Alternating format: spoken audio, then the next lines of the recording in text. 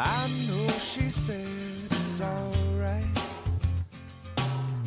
but you gon' make it up next time.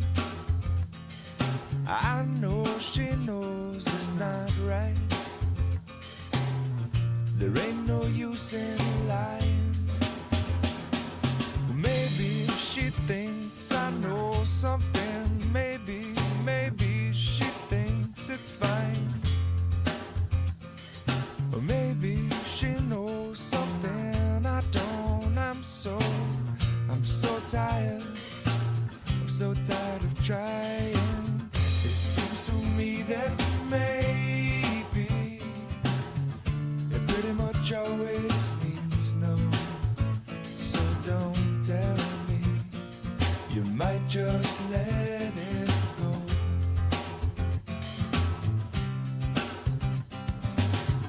And oftentimes we're lazy. It seems to stand in my way. 'Cause no one, not no one likes to be let down. I know she loves the sunrise,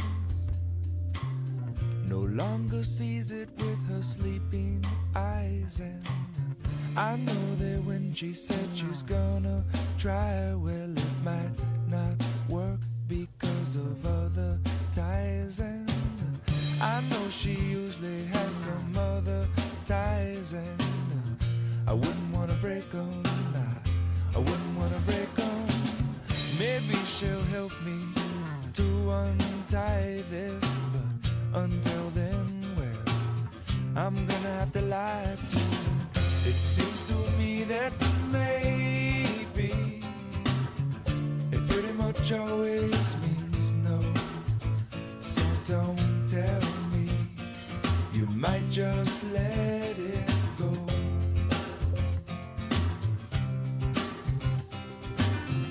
And oftentimes we're lazy. It seems to stand in my way. 'Cause no one, not no one likes to be let down.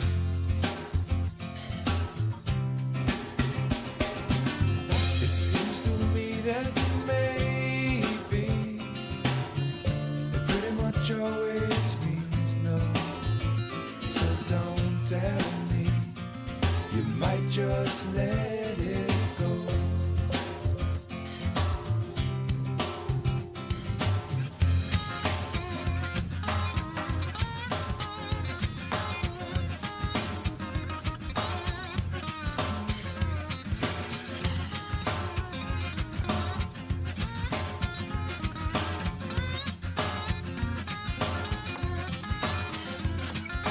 Harder that you try, baby, the further you'll fall. Even with all the money in the whole wide world. Please, please, please don't pass me. Please, please, please don't pass me. Please, please, please don't pass me by. Everything you know about me now, baby, you're gonna have to change. You're gonna call it by a brand new name. Please, please, please don't drag me. Please, please, please don't drag me. Please,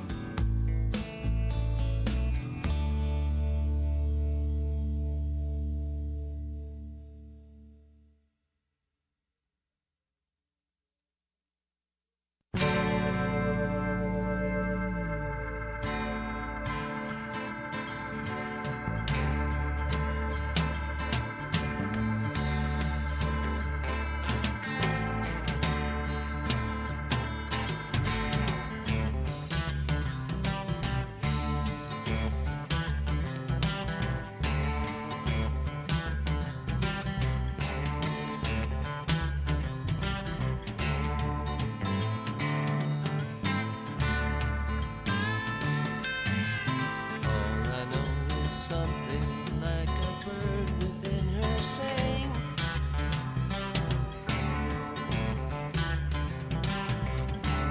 All I know, she sang a little while and then flew on.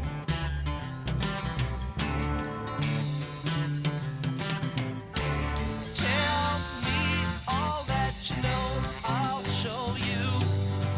Snow and rain.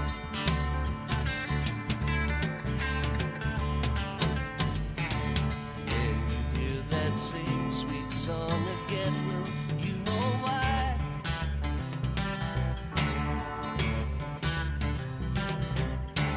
Anyone who sings a tune so sweet is passing by.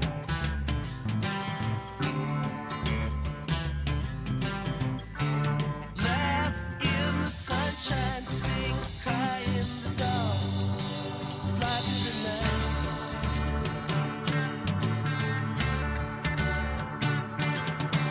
Don't cry now. Don't you cry. Don't you cry anymore. La la la la. Sleep in the stars. Don't you cry. Dry your eyes on the wind. La la la la la la.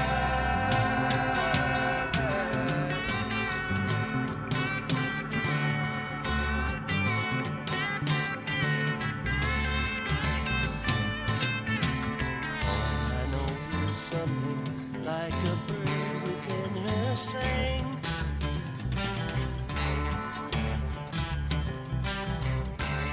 All I know, she sang a little while and then flew on.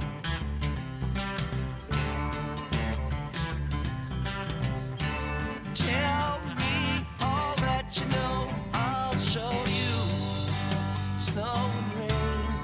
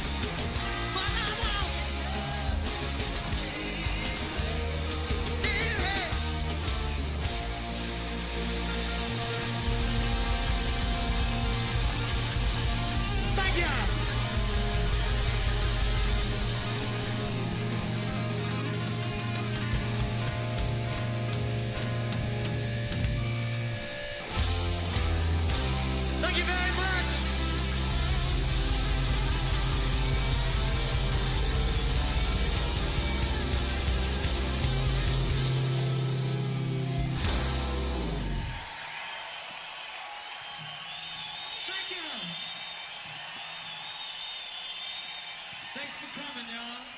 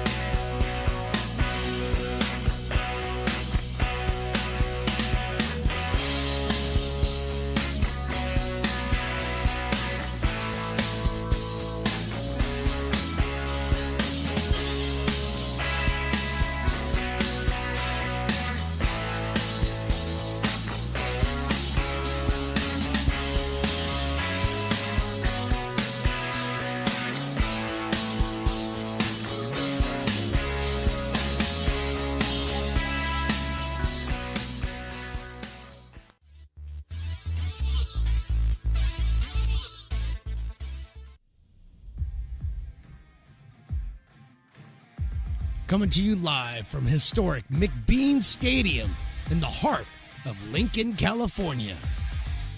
It's time for Potters Baseball. Potters Baseball brought to you by Stone's Broadcast Networks. And now let's send it up to the booth, to the legend, Mark the Phantom Lowe. Well, good evening and welcome to McBean Stadium in Lincoln, California for some PEL, that's Pacific Empire League Baseball, between your Lincoln Potters and the Healdsburg Prune Packers. We have got a big one. We've got the lineups have been announced. We've got the songs have been sung. We are ready to go. We had the Lincoln All-Stars out there, the Lincoln 12U All-Stars out there with the defensive announcement of the Potters lineup, and they are out there. John Alkire is taking the mound. The Prune Packers are loosening up in the on-deck circle area with their camouflage jerseys, which right now I'm not real happy about. They got the wine-colored numbers on the very dark camouflage jerseys. And why do teams just try to make it more difficult for me, Riley? Why do they do that? Anyway, the Prune Packers can do pretty much whatever they want. 21-2 on the season and 10-2 in PEL play. The Potters counter at 22-5 and a 6-4 conference record. So this is a big one. It's a series, a three-game series. Today we are here, obviously. Tomorrow we are not here. We are in Healdsburg, and then Thursday we're back here, 6:35 tomorrow. 6:35 on Thursday. I think Healdsburg's probably a 6:05 start, but we're here at 6:35 on Thursday for Thirsty Thursday, $1 beers and all that. So that is Thursday. But today we've got a matchup between John Alkire and Tanner Bradley, two pitchers who have yet to lose on the season. Bradley at 3-0, Alkire at 4-0, and John is 2-0. In PEL play as well. So he has been an ace for the Potters, along with a couple other guys like Eric Vassar and a couple of others who've really been strong for the Potters on the mound. And it's going to be a big test here as the Prune Packers bring in a lineup, which we'll see right now. Sousa, Leopard, and Sutter. Sutter, the kid from Loomis, California, who has his mom threw out the first pitch today. And the embarrassing thing is she nailed it. Right over the plate, nailed it, made me look bad on my first pitch a while ago. Jacob French hitting the cleanup spot. Burge, Agard, Grimmer, Campbell, and Ladoff complete the lineup for the Prune Packers. All of them hitting at or above 300, except for Jay Souza, who leads it off at 294, so he is right there. So it will be a formidable lineup for John Alkire, but the right-hander hopefully is up to the task. Behind the plate, Mason Belding, the youngster, out of Del Oro and headed for LSU, who made his first appearance on Friday at the 4th of July game. The Potters beat the West Coast Kings 4-0 to improve to 6-4 on the conference season, and we are just about ready to get started. We have Riley the engineer here. I'm Mark the Phantom Lowe. That's Willie Preston doing the PA announcing. What do we got over there? We got, Brielle, who's still laid up from that knee injury. She's, and Carson's back. Carson went to a wedding for his brother in Truckee. Then he went to Hawaii, and I think the worst question to ask somebody: how was Hawaii? I mean, okay. I mean, well, it was only 97 out of 100. I had a terrible time. It was horrible. Jay Souza's the first hitter out of Honolulu. He will lead it off against John Alkire, left-handed hitter. Jace, the center fielder, takes inside for a ball. He is out of Honolulu and Texas Tech University, which is not in Honolulu, but you make the connection. 294 for Jace, 3 home runs on the season, 15 runs batted in. Alkire's next pitch is, I thought, a strike, but it's a ball, 2-0. So they're not listening to what I think. And Riley, I apologize if your mark put up on the scoreboard 1-1 because I said it was a strike. I was wrong. The umpire was right. That's popped up out of play. Great night for baseball out here. 6:40, 6:38 first pitch. I'm going to say maybe 87 degrees, Riley. What do you think? Riley's with that. Okay. Fans still struggling in, or straggling in, I guess is a better word. That pitch is lifted foul down the left field line out of play. No kids zone today. I guess there was a lot of refuse left over from the fireworks last Friday night, so they've haven't got that sufficiently cleaned up to put the kids zone back up. So hopefully by Thursday that'll be back up. So all the kids had to go home. I don't know. 2-2 pitches high, 3-2. That's unofficial. That was my suggestion, actually. It was actually not done. But that'll be back together hopefully by Thursday. And after Thursday, next game is until next Wednesday. 3-2 pitches lined down the left field line, slicing into foul territory, I believe. And it is, no, it's a fair ball. And a little murmuring in the crowd. That looked like it was headed to foul territory. The left fielder is Cole Eaton, and he is not making any move to say that he thought it was foul. So a double for Jay Souza to start us off here in the top of the first inning, and that'll bring up Alex Leopard. And after this pitch, Riley will take a look at the defensive alignment for your Lincoln Potters. This Souza, a perfect, he dropped it in there perfectly right down the line. You know, tip to a cap to Wimbledon, because that's going on now, and Sousa obviously looking to get a spot in next year's main draw. Leopard at 326 out of UC San Diego. Takes high and inside. And we'll look at that lineup. Cole Eaton out in left field. Brian Williams in center. Quentin Marsh over in right field. Hanson, Russell, Lee, and McGraw in the infield. Mason Belding behind the plate. And John Alkire on the mound. John, 18 innings pitched and 13 hits coming in tonight. 25 strikeouts and 6 walks.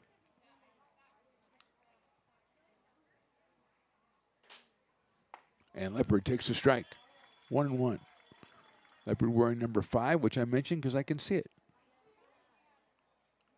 I'm not saying it stands out. I mean, perfect angle. You got to be a perfect angle to see these numbers.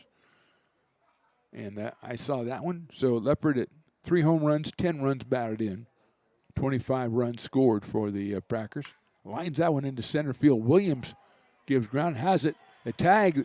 Here comes the throw by Williams. Is cut off. And tagging and advancing is Jay Souza. So Leopard flies to center field to Brian Williams.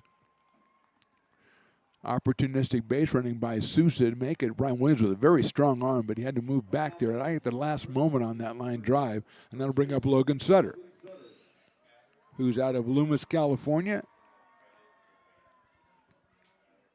And South Carolina, Columbia, University of South Carolina at Columbia. Takes a breaking ball down low. It's got the Sutter group is out in the VIP area of the kiln. We talked about Mom.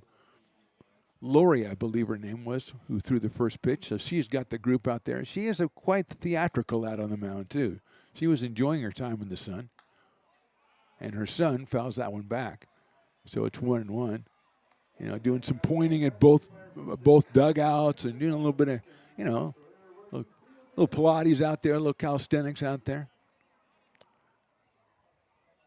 1-1 is hit out into center field again. Williams is given ground. That'll be well deep enough to score Souza, and it will.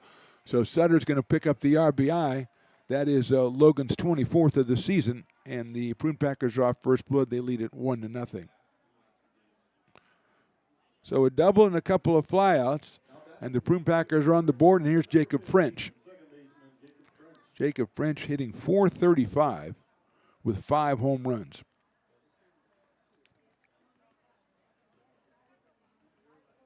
Out of Benicia, California, and UC Berkeley. Swings and misses the high fastball. Benicia right by Vallejo, which that's where I came from. So maybe the French family, well, it was quite a long time ago. Maybe, I don't know if the French family was around there in Benicia. Breaking ball fouled off. It was right next to us, the city right next to us, kind of like Newcastle is right next to Lincoln, but we never played them in anything. It's kind of weird. There might have been bad blood a couple years before, Riley, which is why they discontinued the series. But, you know, would have been nice to play against the Panthers. 0-2 pitch is hit sharply, but it fouled down the first base line, and our first base coach muffed it. And you can't. We got that on. Hopefully we have that on tape there, because that was just a bad effort. Well, it was a good effort. It was just bad execution. Prune Packers have scored once here in the top of the first. They lead to 1-0. And that one's hit down the third base line. And, okay, that's it. Healdsburg, top-notch in everything, and they've made 2 base coach fielding errors already in this first inning.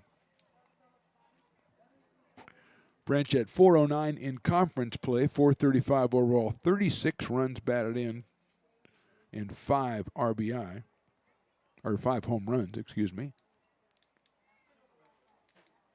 Swings and misses the high fastball.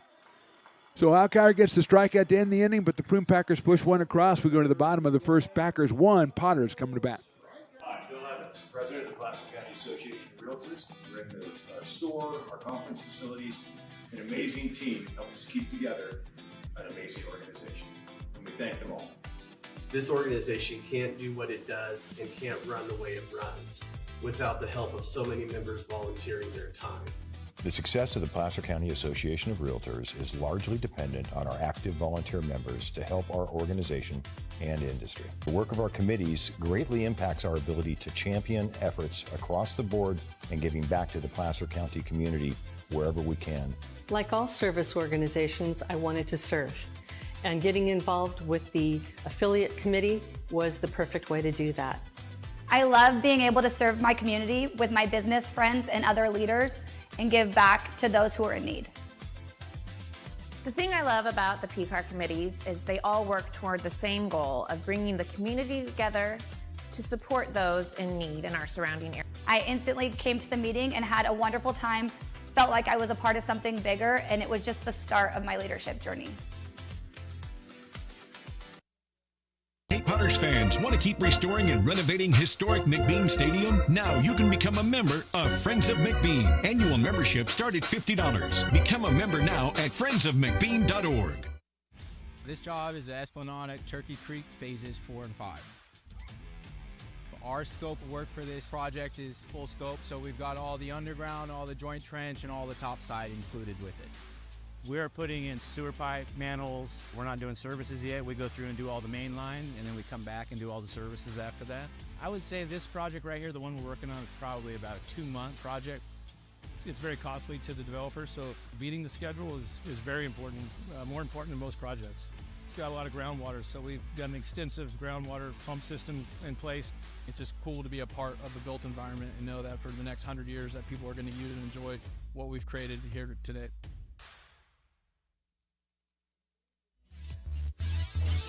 Bottom of inning number 1 here from McBean Stadium. Mark the Phantom Low along with Riley the Engineer, and we have the Potters coming up here against the right-hander Tanner Bradley. Brian Williams leads it off. Who's going to follow him? Riley the Engineer. Jason Hanson, Ty McGraw, Penny Agua batting in the cleanup spot. Tristan Russell at shortstop. Quinton Marsh in the lineup today. And Belding Eaton and Ryan Lee rounds it out. So here's Brian Williams hitting at .392, and he takes a breaking pitch, and it's in there for a strike. Bradley 3-0 on the season, 13 in the third inning, 7 hits, 2 runs, 18 strikeouts, 5 walks. A 1.35 earned run average for the right-hander out of Cotati, California, and the University of Oregon. And he pours that one in down low for a ball, 1-1. Piper the Peacock making his official appearance, high-fiving one of the 12-year-old Lincoln All-Stars.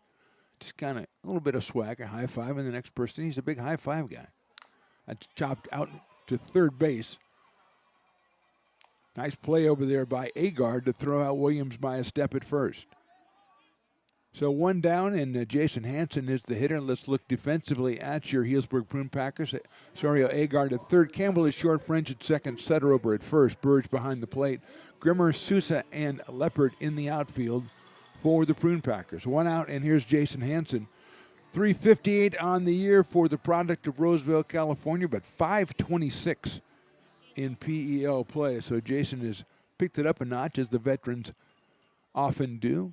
8 RBI, 27 runs scored. Fastball is a strike at 91 from Tanner Bradley. Ty McGraw on deck.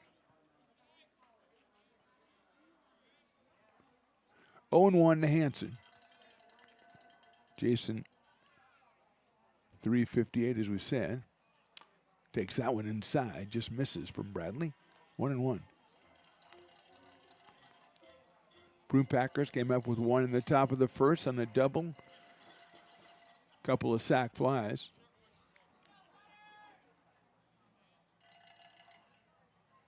Breaking ball is a ball. Actually, just 1 sac fly officially. There's a fly ball that advanced a runner, but technically not a sac fly. Logan Sutter getting the RBI, the local product out of Loomis. 2-1 now on Jason Hanson. That one misses outside. The slider is 3-1.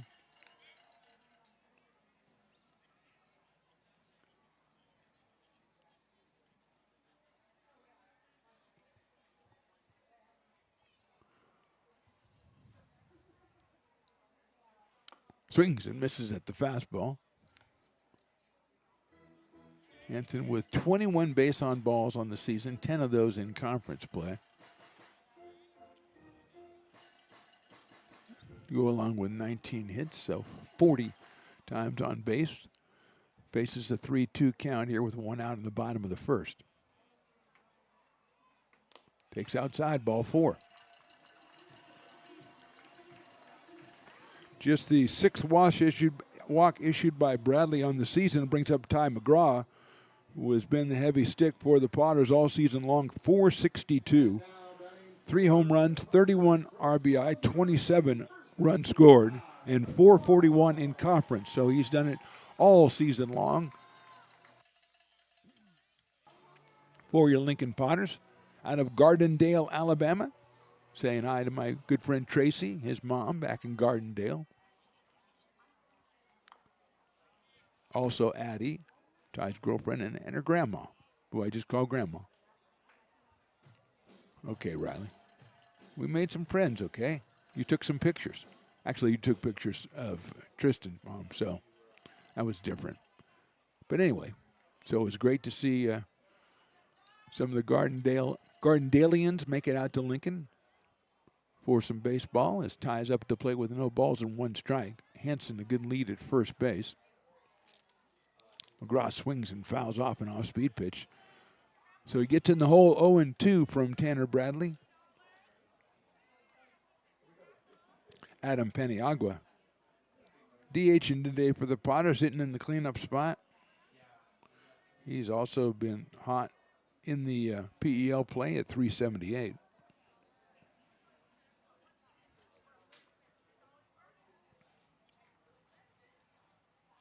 Takes it outside. Ty does the little hop as the ball goes by. Has the crouch, has the hop, has it all working actually. 1-2. Been a while since Ty's hit one out of here. I think it might be time. Actually, he came in and pinch hitter against the Tigers last Tuesday and hit one out. Takes that one outside. 2-2 again. Bradley pulls the string at 77 on that one.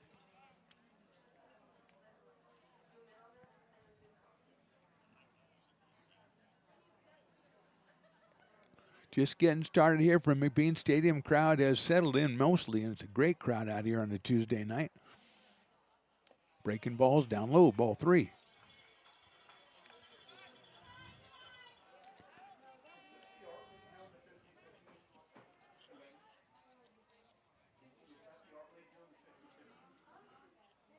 Hansen lead at first. Jason creeping off. See if he's going on 3-2. He is not. It is sharply to the right of second base. What a play at second. To second for one over to first. They turn the double play. Jacob French with a brilliant dive to the right. Flips it over to Campbell to Sutter, and that's the 4-6-3 double play. We go to the second. Potters are down 1-0. American River College is a top-tier community college sports program that provides student athletes with the opportunity to thrive both athletically and academically. ARC Athletics is currently ranked 5th in the state and 2nd in Northern California. With over 19 sports programs, our athletes compete with the region's best athletes. Our diverse and dedicated coaching staff helps athletes develop the skills necessary to compete at the next level. Start your community college athletics journey with us. American River College, Sacramento's best athletic program. Go Beavers.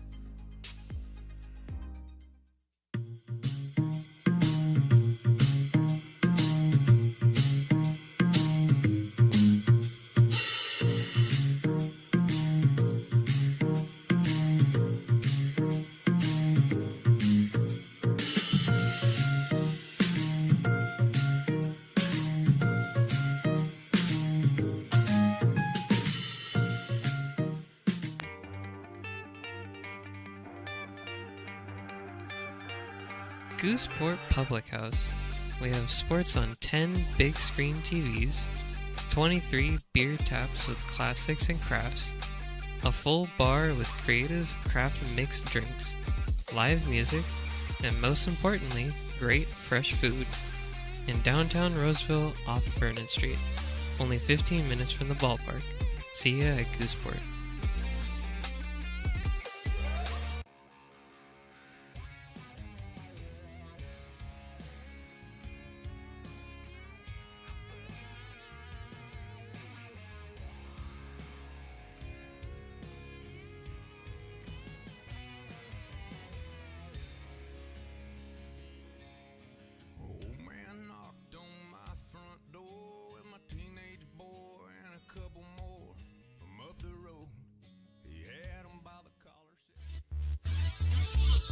Top of inning number 2 for McBean Stadium. It'll be Alex Burge, the first hitter against John Alkire. Burge, the catcher, hitting at .392.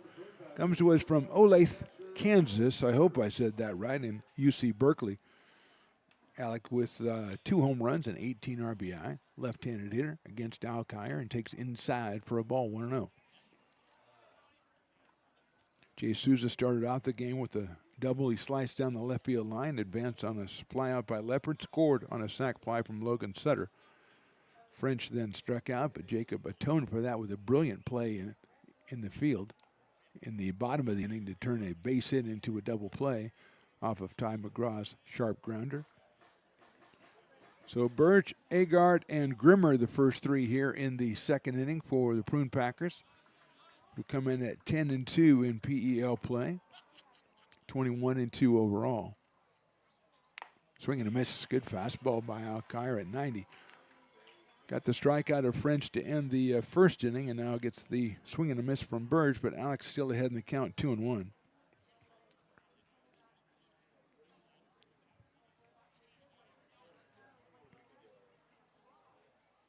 That's 3-1 now. 3 balls, 1 strike.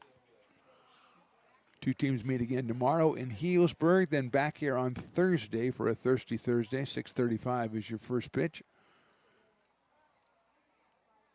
Come on out and check out these 2 top teams. 3-1 pitches skied to left side. I think that'll get out of play over by the grassy knoll.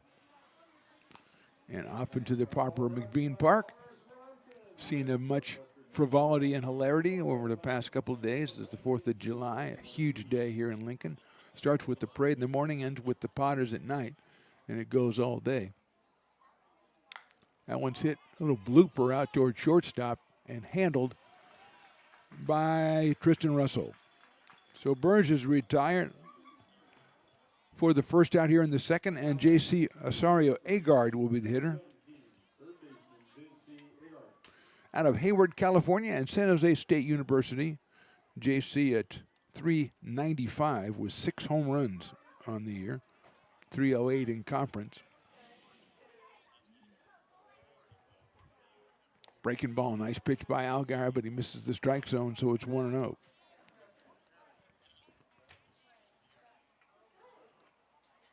Potters this weekend will be going up to Medford to take on the Rogues, a 3-game series Friday, Saturday, and Sunday. Rogues will be down here next weekend. That one's skied out toward right field. Coming on is Marsh.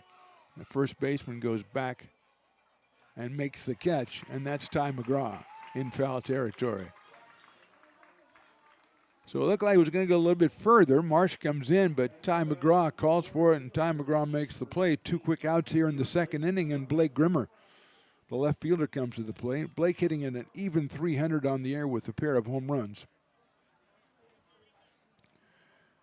And he is coming to us out of Spring Lake, Michigan,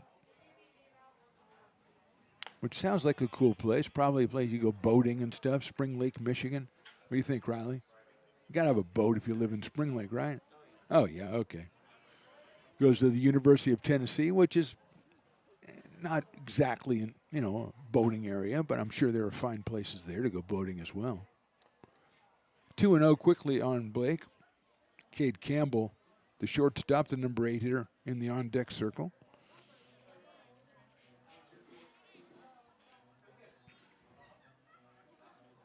Alkire 4-0 on the year, 2-0 in the PEL.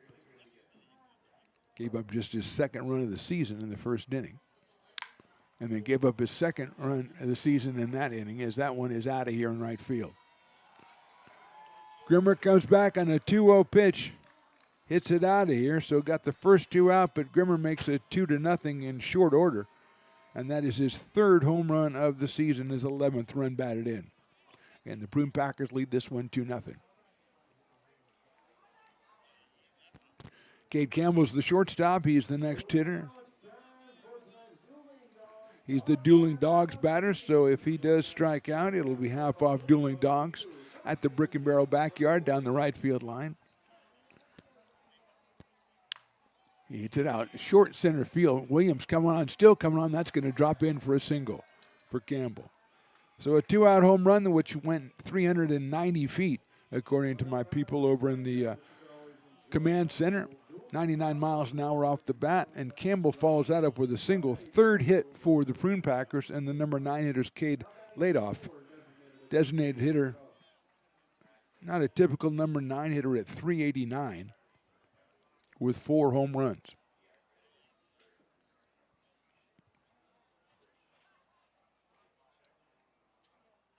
Misses outside with that one, 1-0. So a pop out by Burge, a pop out by Agard, then the home run from Grimmer, and a single from Cade Campbell. And Ladoff's up here with a 1-ball, no strike count and 2 outs. Chopper out towards shortstop. Russell has it. He'll flip it to second base for the fourth, and that's the inning. But not before the Prune Packers put another on the board. Going to the bottom of inning number 2. Healdsburg 2, Lincoln nothing.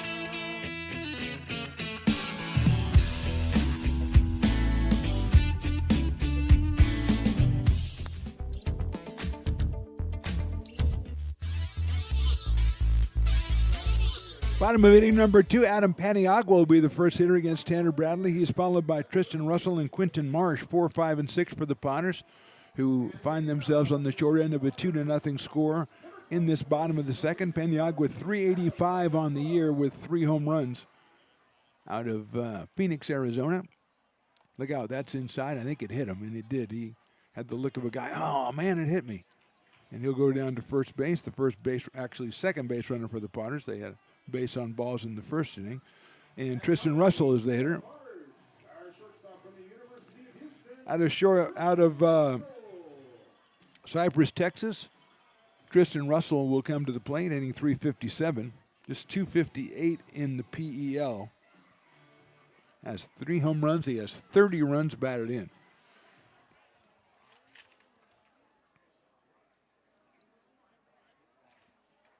Hitting from the left side against Bradley. Fouls it back to the screen. 0-1. Quentin Marsh on deck.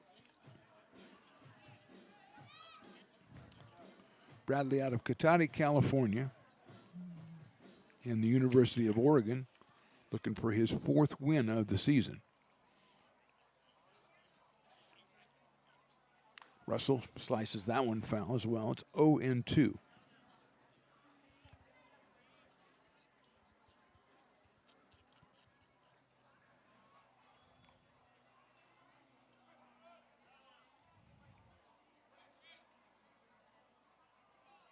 Short lead for Paniagua over at first base.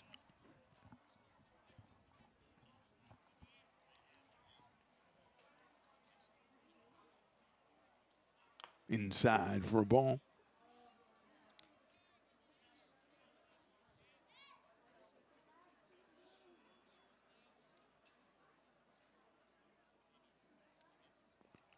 One and two now. Outside, 2-2. Bradley with just 13 in the third innings. 3-0, so about 4 innings, 4 1/3 innings per game per outing. Not going to overthrow him anyway, obviously. Russell takes outside, 3-2.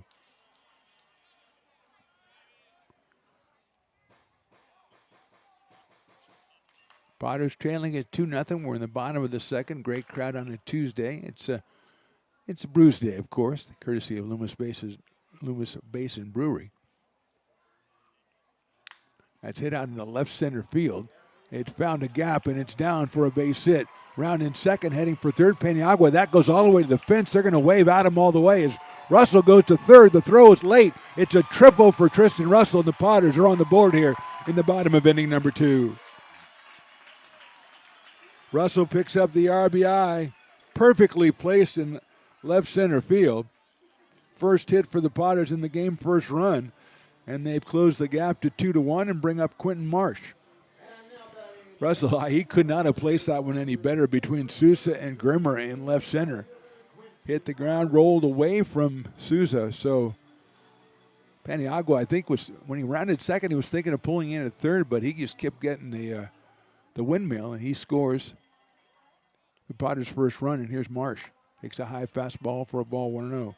Quentin just 2 for 6 on the year. Out of San Jose, California, to Stanford University. Also a pitcher who's seen a couple of appearances on the mound this summer. So if there with a chance to tie it up here, takes outside, 2-0.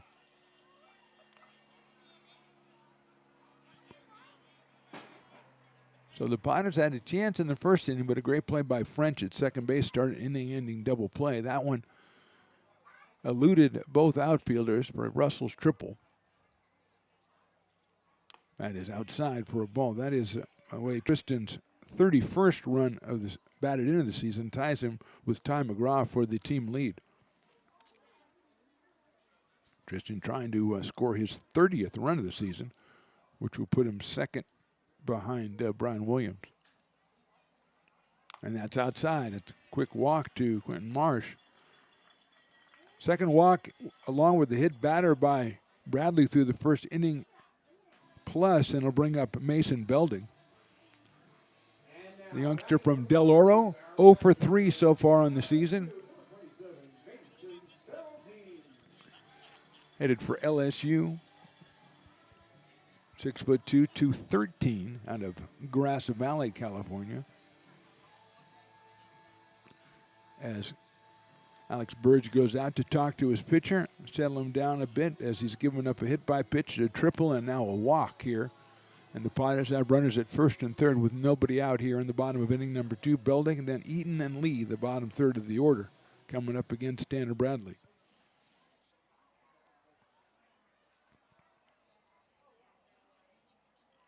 Belding checks his swing. It's in there for a strike at 90 miles an hour from Bradley.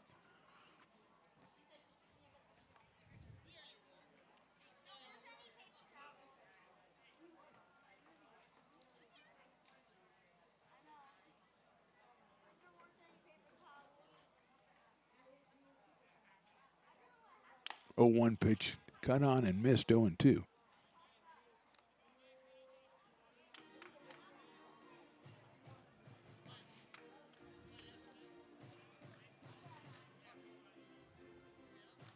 Potters with 4 base runners already through the first inning plus in this one. They still trail it 2-1.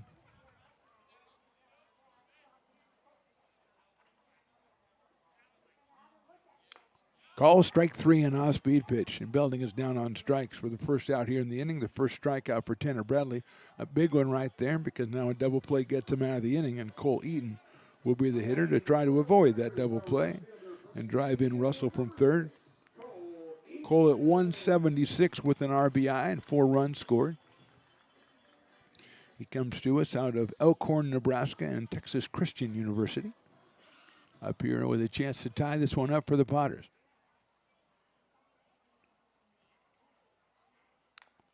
Fouls that one back to the screen. Perilously close to your camera, Riley. This has been a very iffy 2 innings as far as avoiding the cameras with foul balls. 0-1 on Cole. Outfield pretty much straight away and medium deep. Sousa a little bit over toward right center against Cole Eaton. Throw to first base, and Marsh is back in. Logan Sutter manning first base for the Prune Packers tonight.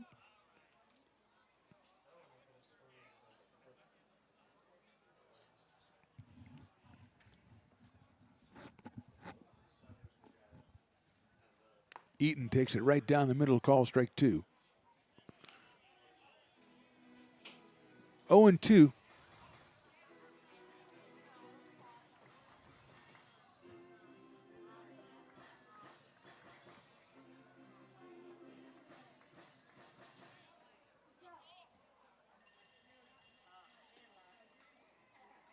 That's in the dirt. That's a nice block behind the plate by Bird.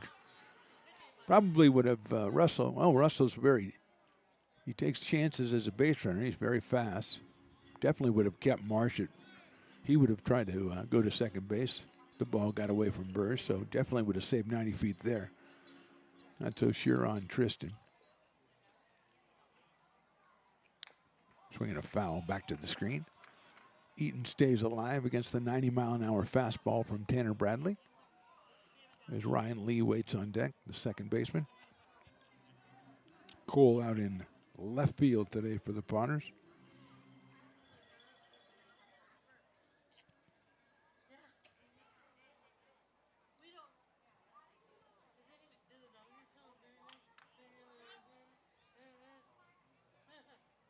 Breaking ball's hit to shortstop to see if they can turn it. 2-1 to first. I don't think so, not in time, and the Potters tie it. Eaton legs it out. The throw from French just a little bit too late, and the Potters have tied it as Russell scores the second run. An RBI for Cole Eaton on the fielder's choice. His second of the season. Marsh is erased at second base on the force, and it'll bring up Ryan Lee.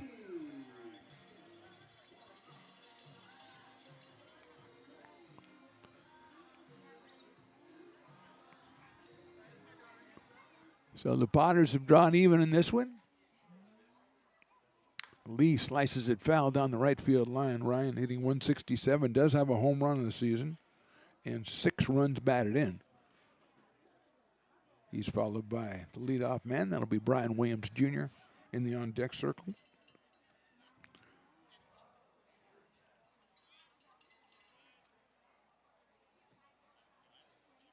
Fastball is down low. 1-1 on Ryan Lee. Alex Burge behind the plate for the Prune Packers. Agard, Campbell, French, and Sutter in the infield. Grimmer, Sousa, and Leopard in the outfield. The hitter for the Potters is Ryan Lee. Short lead by Eaton at first base. He goes outside. Throw to second base will be in time. Oh, that's a perfect throw from Burge. It looked like Eaton got in there ahead of it, but he is called out at second base, and so the Potters scored twice. We got a new ball game going to the top of the third, all tied at 2.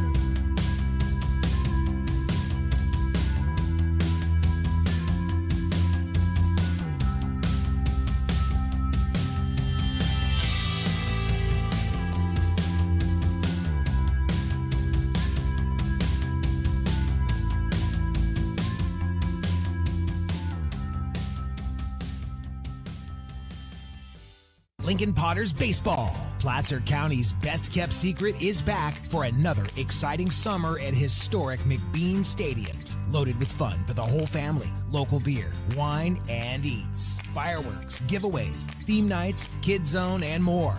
Come join in the fun and enjoy small-town baseball with Major League Entertainment. Tickets on sale now at LincolnPotters.com. Top of inning number 3, we're all tied at 2. It'll be the top of the order for the Prune Packers. Jay Souza, Alex Leopard, and Logan Sutter. Souza sliced a double down the left field line to start the ball game. Later scored on the Sutter sacrifice fly. So Souza is 1 for 1. He takes that one inside. 1 ball and no strikes. 18th run scored on the season for the center fielder. He takes ball 2.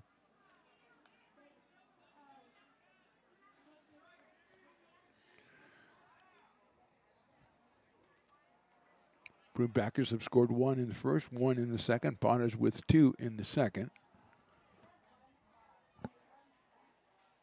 Breaking ball swung on and missed. Around the league, PEL 3 games tonight.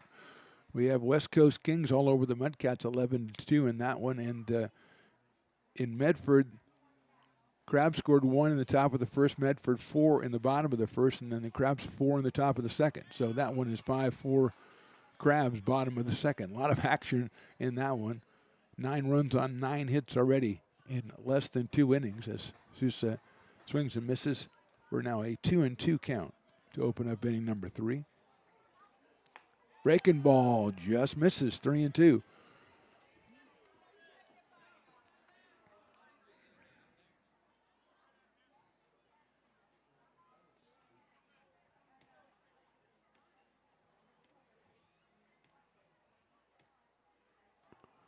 Here's Alkire with the full count pitch. Ball 4. Make that ball 3. That's ball 4. Yeah, there he goes. I thought so. Sometimes I think they're gaslighting me, Riley. I just think they are. Sousa's on for the second time in a row. Here's Alex Leopard, who lined out to center field his first time up.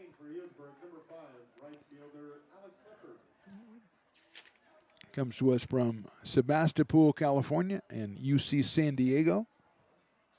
Comes into the game at 3:26. He's out in right field for Healdsburg. Sousa at first base. Nobody out here in the third. Look out. That's inside. Break a pitch. 1-0. First walk from John Alkire. Thought he had him on the 2-2 pitch, but not so lucky. Throw to first base is enough to get Sousa back to the bag.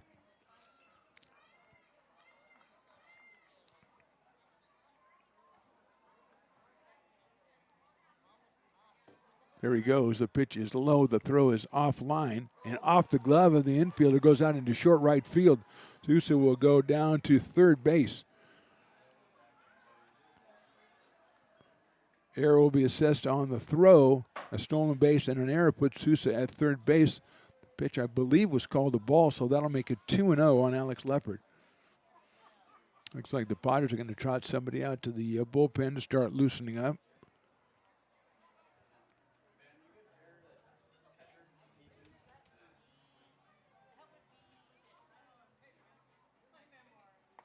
It's in there for a strikeout speed from John.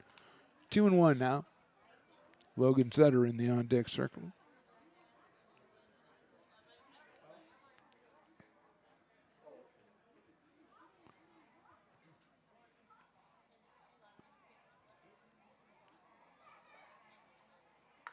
Hit sharply but foul down the first base line. Evens the count up 2 balls and 2 strikes to Alex Leopard. 3 home runs on the year. 10 RBI. Outfield playing straight away and deep for Alex.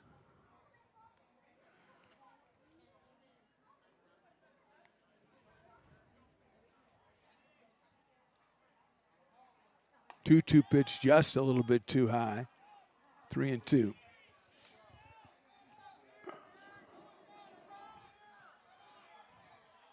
Umpire is answering the call from the Potters bench that the pitch was in the strike zone. The trackman would seem to agree with that.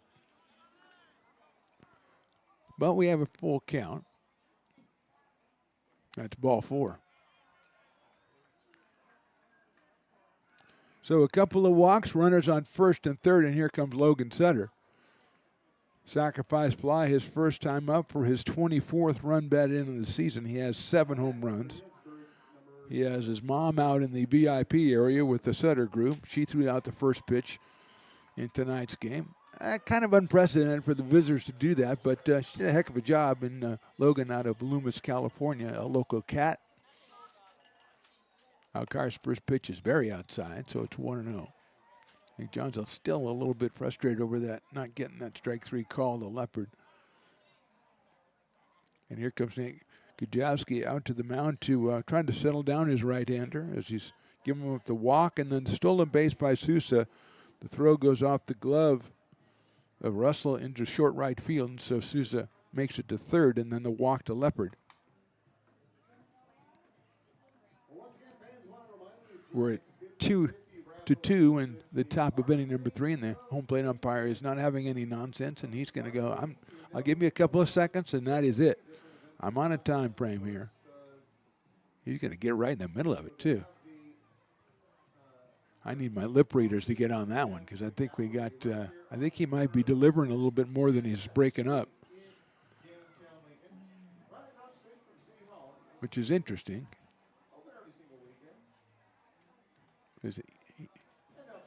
And now everybody's breaking up. He just kind of killed that party. That's like the cops showing up, man. Everybody's got to go home. You can't stay here. Everybody just go to Denny's, I guess. Hang out. 1 ball, no strikes on Logan Sutter. Jacob French on deck for the Prune Packers. See if Leopard is taking off from first base. Swing and a miss. Sutter with a good cut at a high fastball at 88. Evens it up, 1 ball and 1 strike.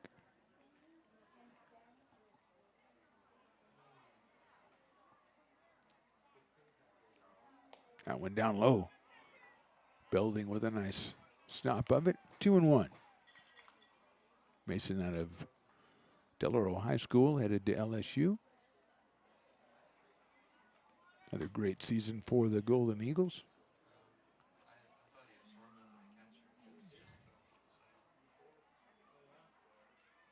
Two-one pitch is fouled back to the screen, 2-2. And a bird that was settled on the screen takes off. Said, hey, come on, man, I was watching the game. You're going to take shots at me, I'm out of here. Oh, Riley, I hate to do this to you, but there's 2 guys with just 1 beer. Oh. I'm sorry, Riley. Throw to first base. Riley does not like it if you go to get a beer, you come back, you got 2 hands, you bring 2 beers. 2 guys in a row with just 1 beer. I'm glad you're doing something else, Riley. 2-2 again to Sutter. Breaking ball down low in the dirt, drain 2.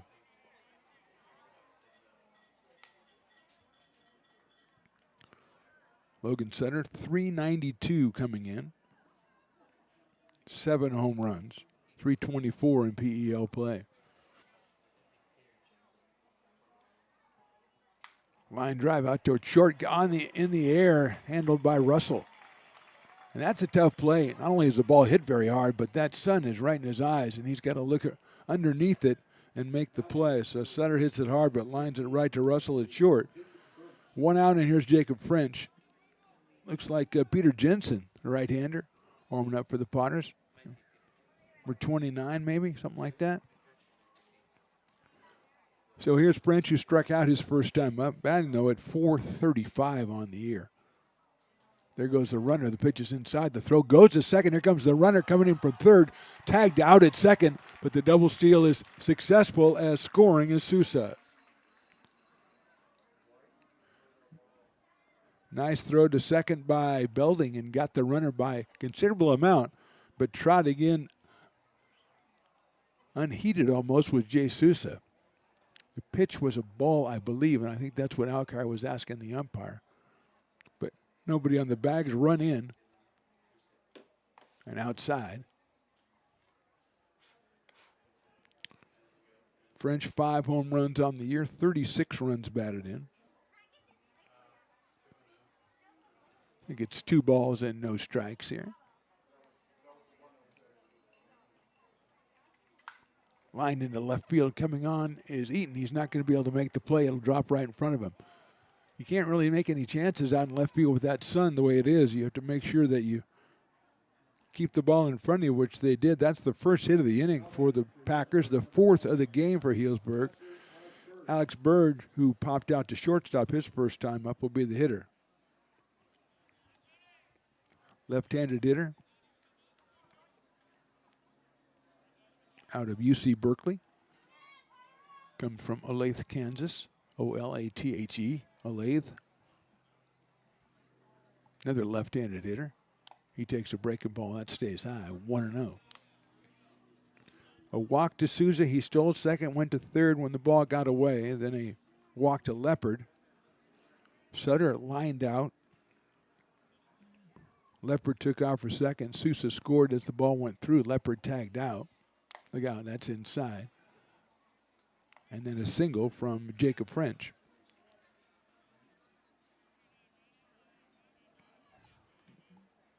So the Potters came back with 2 and tied it, but the shutdown inning not able to be achieved as the Prune Packers have scored here in the top of inning number 3.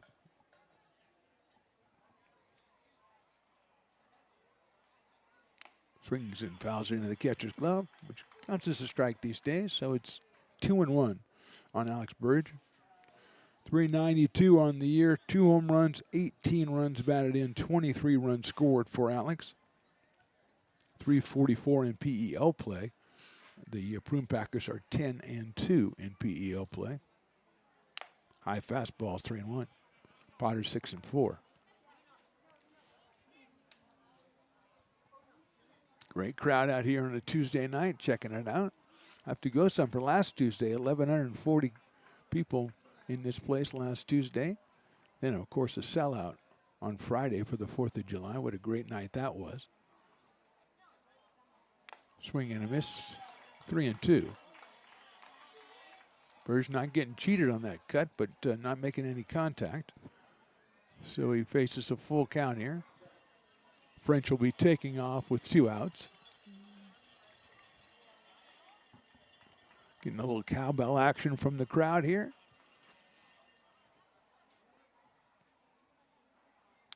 Call strike 3.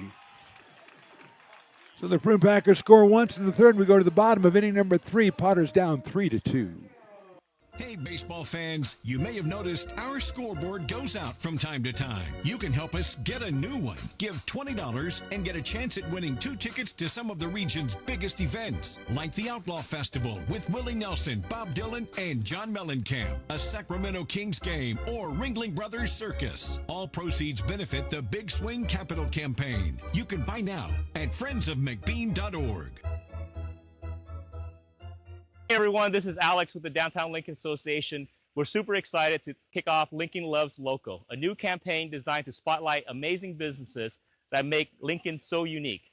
We partnered with Dalila from UN Social Agency to create short, high-quality videos that help boost your visibility and reach right here in the Lincoln community.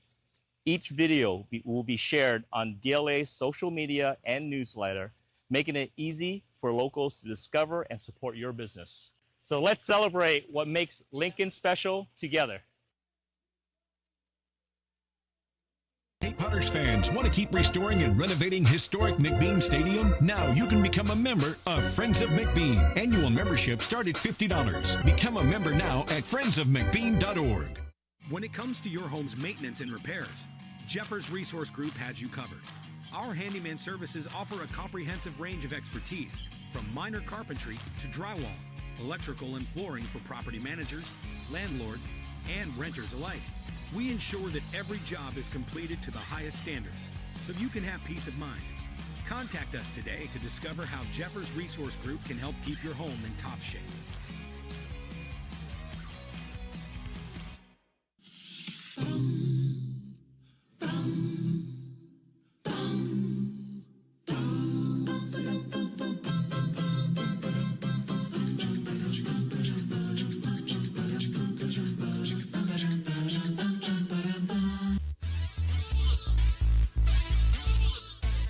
Bottom of inning number 3 from McBean Stadium. Mark the Phantom Low along with Riley the engineer.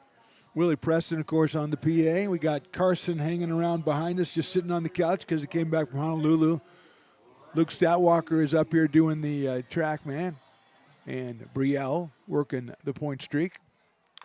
Ryan Lee hits a chopper down to third base. Agard had to wait for it across the diamond and get some by a step at first base. Lee was at the plate when Eaton was thrown out trying to steal in the second, so he leads off here in the third. 1 pitch and 1 out. It'll bring up Brian Williams, who did exactly the same thing as Lee back in the first inning, grounding it to Agard down at third base. Williams from Midwest City, Oklahoma, and Dallas Baptist University. Be followed by Jason Hansen here in the third inning. Potters trail at 3-2. Fastball is in there for a strike. Bradley's given up just 1 hit. He has walked 2. He has hit 1 through the first 2 and third innings. He has 1 strikeout.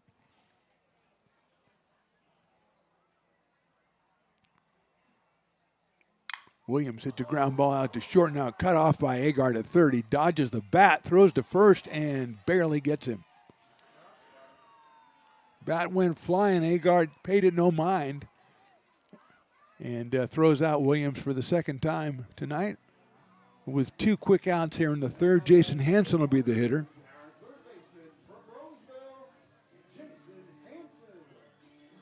Product of UC Davis out of Roseville, California. Walked his first time up, his 22nd walk of the season. He's also hitting .358, which includes .526 in conference play. Up here though with 2 outs here in the third. And the Potters down 3-2. Hansen takes the ball. Ty McGraw on deck, high-fiving some fans, or giving them knucks there in the front row. That's my buddy Jim Russell down there from a trivia team on Tuesday nights, which means he's not there again. So, I mean, you know, he's a big fan. What can I say? Hansen takes for a strike. He's got the good seats. He's got to come out here and check out the Potters. And kind of a, bare schedule. Last Tuesday, then Friday, then today, then Thursday, then not till the next Wednesday, and then a big weekend series in a week against the Medford Rogues. Hansen hits it out towards shortstop, scooped up by Campbell across the diamond. It's an easy inning for Tanner Bradley. We go to the fourth. Packers on top, 3-2. Buy a personalized brick for you, your loved ones, or your business, and show everyone your commitment to Lincoln baseball. Framed and engraved by our own Lincoln High Ag program students, your brick will be featured on unique movable brick walls. Find your name in the stadium entrance for the 2024 and 2025 seasons. Then visit your brick in its permanent home inside the stadium. Bricks can be purchased here for $250. Get it now at friendsofmcbean.org. I'm Bill Spear, North Valley president of 5 Star Bank. In a time when business can feel so uncertain, we're here for you every step of the way. I know they have a lot of bells and whistles within their bank, but just the relationship piece here locally on the business side is huge for us. 5 Star treats us like we're number one. They're right there with suggestions, with help. So I have to bank with people that have our mission in mind. We're 5 Star Bank. How can we help you?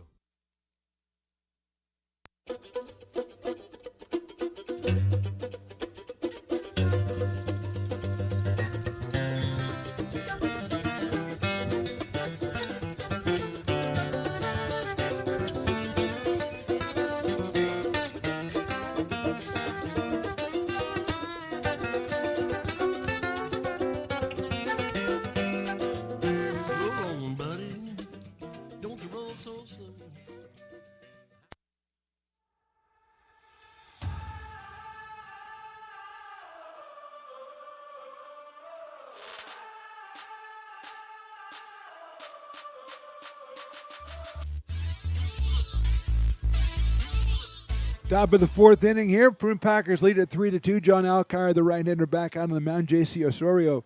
Agard will be the first hitter, then Blake Grimmer and Cade Campbell. So 6, 7, and 8 for the Prune Packers, who've scored in all 3 innings to lead this one 3-2. Slider is outside for a ball. Agard popped out to first base his first time up back in inning number 2, so he is 0 for 1. Sports a 395 average coming in. Takes inside and low, 2-0.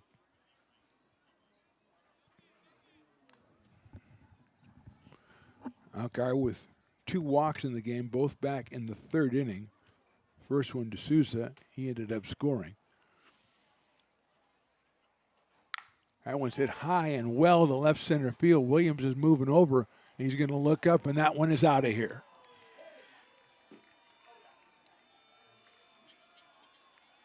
Agard's 7th home run of the season, and the Prune backers have scored in every inning, and they lead at 4-2. 5th hit for Healdsburg. 2nd home run, Grimmer, who is at the plate now, homered his last time up.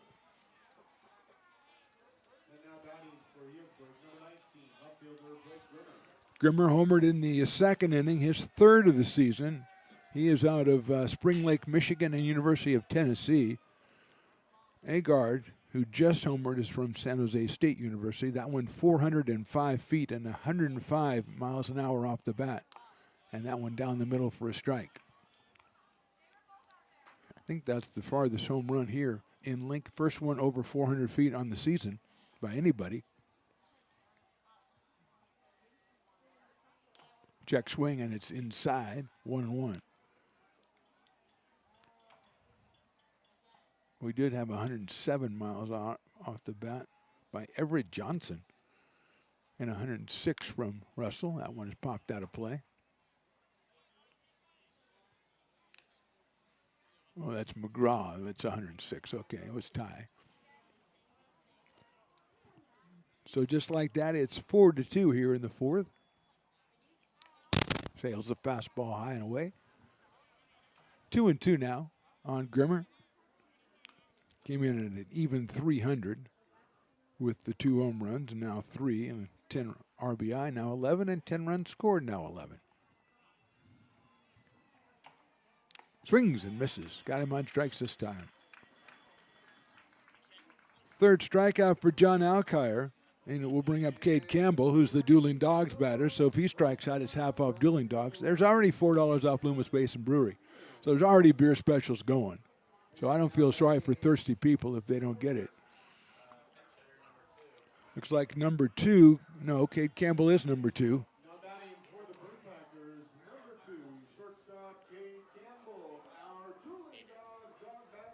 Sadwalker just went crazy on that one.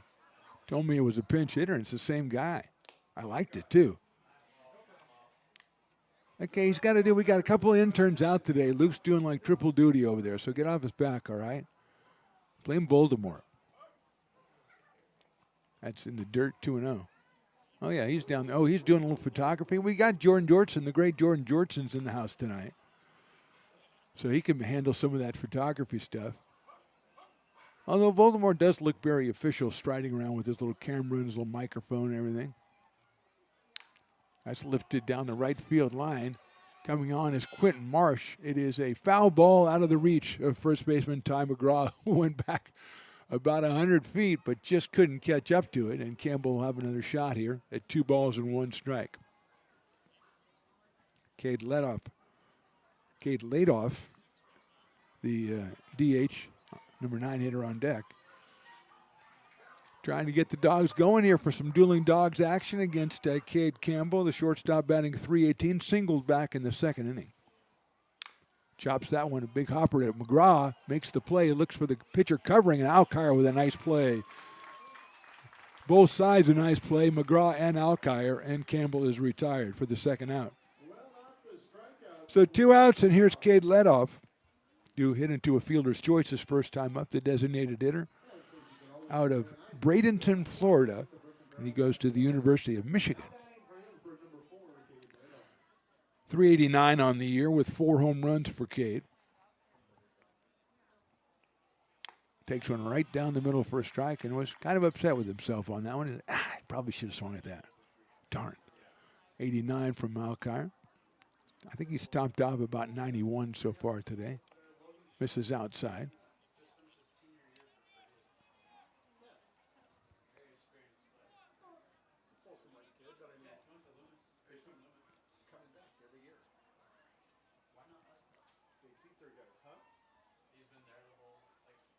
That one's out to left center. Williams on the move, still on the move. He's not going to get there. It's up against the fence. Ladoff will come into second base comfortably with a double with 2 outs. And the top of the order headed up. 6th hit for the Prune Packers, second here in the inning. And Sousa, who has doubled and walked, will be the hitter.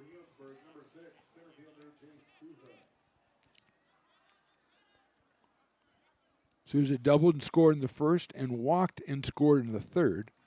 Now has 19 runs scored on the year. Came in at 294.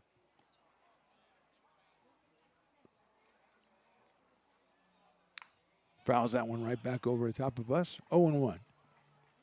He's followed by Alex Leopard for Healdsburg. They scored once in each inning so far. The leadoff home run from Agard. The run here in the fourth.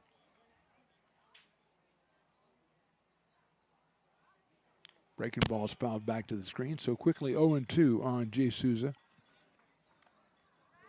Out of Honolulu, Hawaii, and Texas Tech University. I guess you just need to say Honolulu. You don't need to say Honolulu, Hawaii. Honolulu, Hawaii. Because Carson went to Hawaii.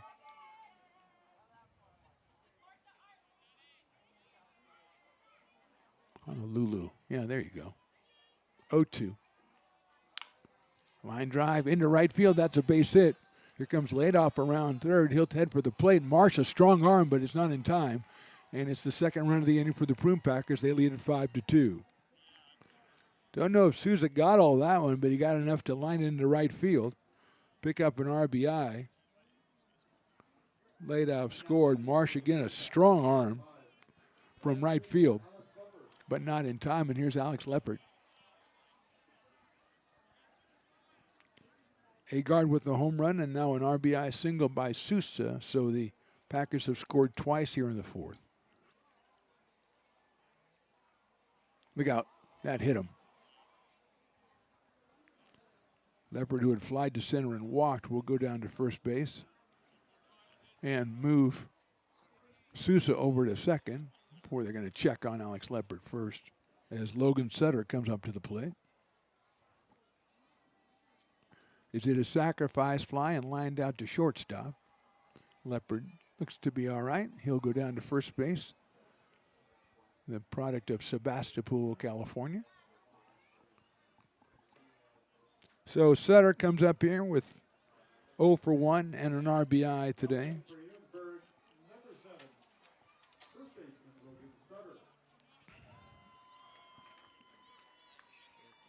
Jake Morrell, a left-hander out of ARC, is warming up. And William Jessup University. Big breaking ball misses high and inside. I haven't seen Jake in a little while. I think he worked on the road, and I think game's up in Humboldt. He's loosening up. Sutter takes a fastball on the outside corner for a call strike. Evens it up at 1 ball and 1 strike.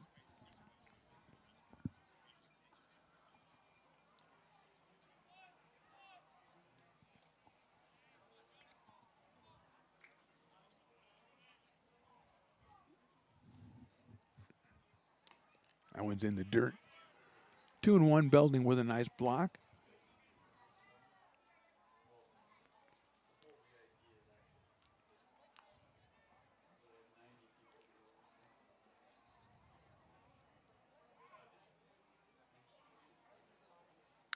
Popped up.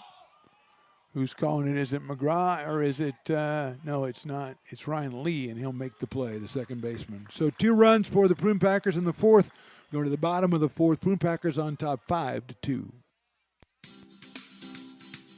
Astro Air Design Incorporated, where you feel the difference. We are a locally owned and operated heating, air conditioning, and custom sheet metal company committed to the highest quality of craftsmanship at a competitive price.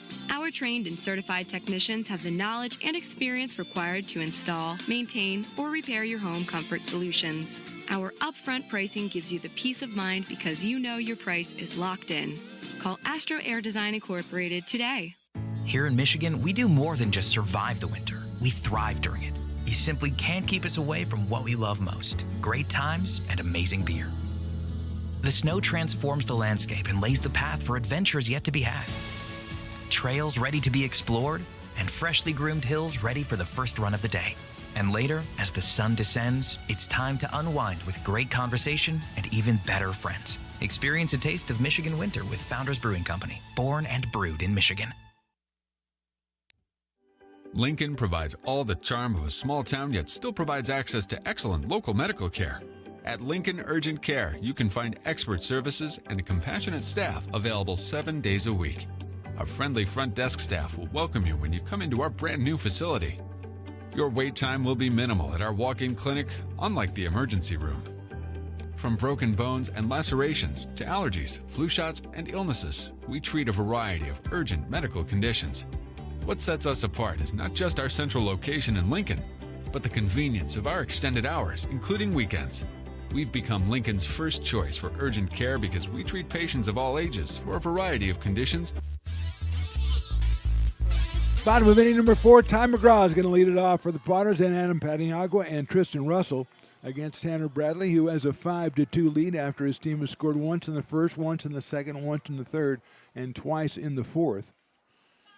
McGraw heading to a double play thanks to a brilliant play by Jacob French back in inning number 1. The second baseman dove to his right, snagged the ground ball, flipped it to shortstop Cade Campbell, and they turned it into a 4-6-3 inning-ending double play.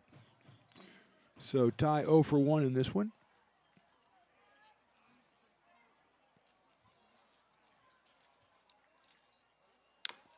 Chops that one out towards second. Easier play for French this time as he throws on the run and gets him at first. So one down here in the fourth, and it'll be Adam Paniagua, who was hit by a pitch and scored a run back in the second inning out of Phoenix, Arizona, and Regis University from Denver, Colorado, Mr. Adam Paniagua, who had 27 home runs and 100 RBI during his school season, leading all D2 players in both categories. He has 3 home runs with the Potters this summer. Tristan Russell to follow. Bradley's given up just the 1 hit and 2 runs back in inning number 2. Look out, he hit. Did he hit him again? Yes, he did.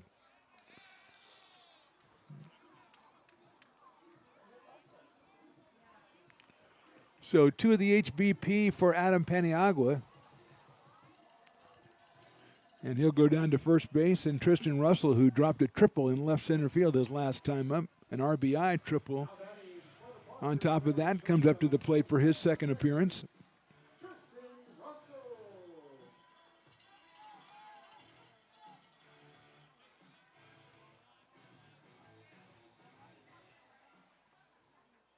Out of Cypress, Texas.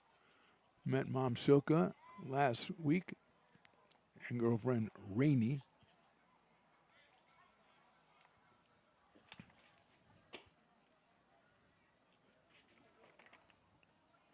And shout out to John and Gina Johnson, also back there in Cyprus. I got names written all over these books here. Hopefully I'm matching the right people with the right families. That's part of the job, Riley. So we get a situation with Burge behind the plate. Hopefully he doesn't have something in his eye, it seems like. We're going to get a momentary timeout here. Very big night on Saturday night. Friday we had, of course, the 4th of July, but Saturday was movie night. It was the Sandlot. Huge success. And Riley, the next family night or movie night out here will be on July 25th. It's The Empire Strikes Back. I might have to come out and check it out myself. That sounds pretty good. Willie kind of downplayed it, didn't mention it. He said, hey, Sandlot was great. Didn't mention that The Empire Strikes Back is our next movie night coming up on July the 25th. So make plans. Come on out for that. That will be epic. Truly epic. So they set up the screen like in the middle of the field. So that's the way it gets dark, of course, so they can set the screen up. But you're watching out of the field. It's tremendous. Going to be Han Solo up there and those other guys, the Wookiees and everything.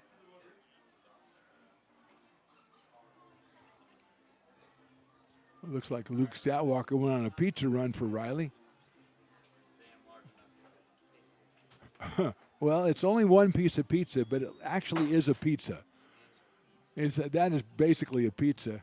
And Riley, who was off the pepperoni for a while and was just doing the cheese pizza because of his theory that the cheese pizza, there's more cheese on it because if there's pepperoni, there's nothing underneath the pepperoni, so the cheese is more efficient.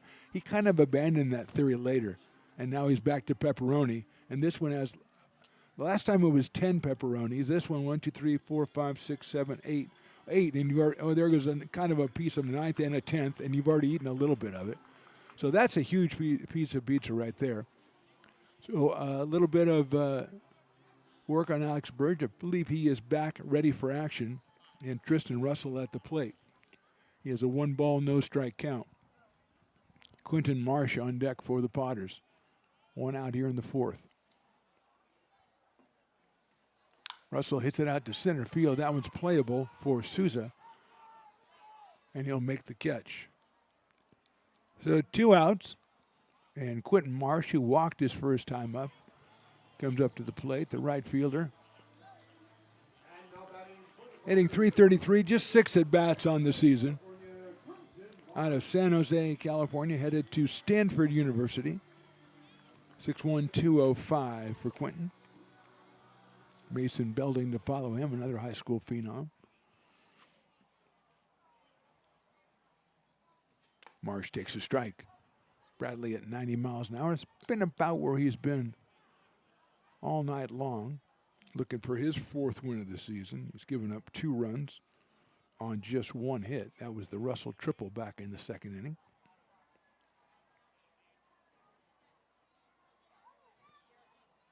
Marsh swings and misses, took something off that, went down to 80, so it's 0-2 quickly on Quentin Marsh. Paniagua at first base after being hit by a pitch for the 2nd time tonight. But now 2 outs here in the 4th. Marsh in the dirt, now will get away from Burge. And Paniagua on the wild pitch will go down to second base. Gets himself into scoring position for Quentin Marsh, who now has a 1-ball and 2-strike count. 2 teams meet again tomorrow in Healdsburg, then Thursday back here for 6:35 Game 3 of the series. It'll be a thirsty Thursday with $1 beers. Not all of them, just when they're pouring down in the Brick and Barrel backyard.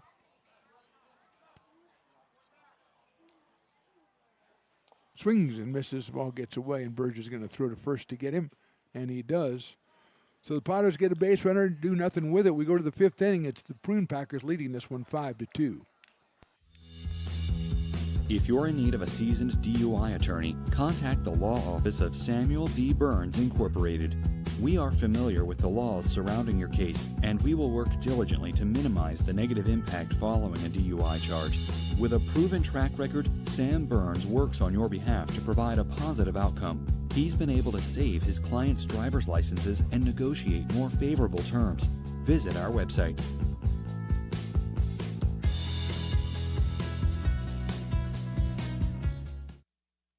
So many local businesses trust Wizix Technology Group when it comes to their office technology.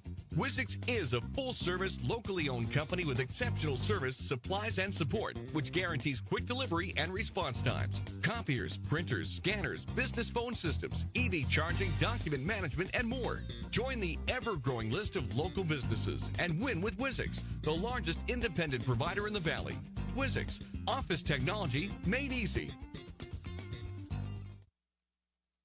Potters fans, want to keep restoring and renovating historic McBean Stadium? Now you can become a member of Friends of McBean. Annual membership start at $50. Become a member now at friendsofmcbean.org. This job is the Esplanade at Turkey Creek phases 4 and 5. Our scope of work for this project is full scope, so we've got all the underground, all the joint trench, and all the top side included with it.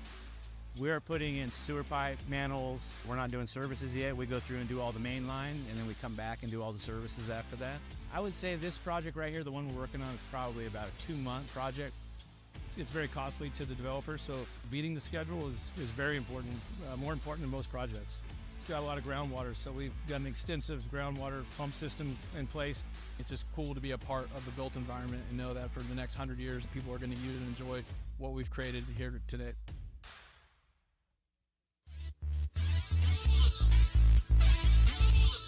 New pitcher here at the top of the fifth for the Butters, Jake Morrell, the left-hander, making his 7th appearance, 20 innings, 15 hits, 6 earned runs, 26 strikeouts, 7 walks. He is 3-0 on the season and a 2.70 ERA. He relieves John Alkire, who went the first 4 innings, 7 hits, 5 runs, 4 earned.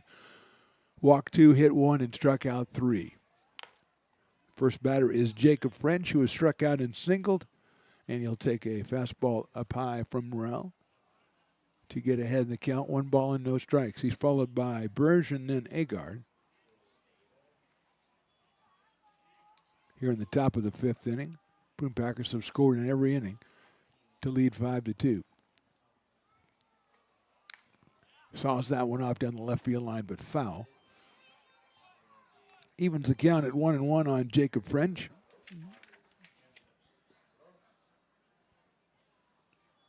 Out of Benicia, California, and UC Berkeley. 4:35 coming into tonight's game, and is 1 for 2 here tonight. Does have 5 home runs. Swings and misses at that slider from Morrell. 1-2.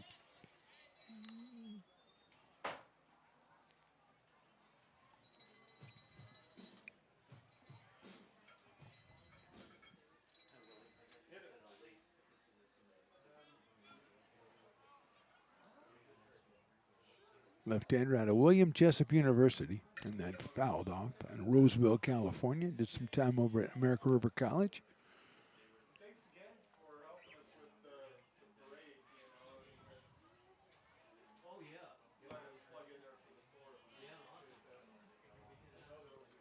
One ball and 2 strikes on Jacob.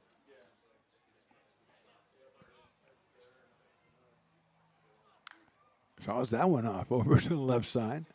Coming in tight on the left-handed hitting French at 88 miles an hour.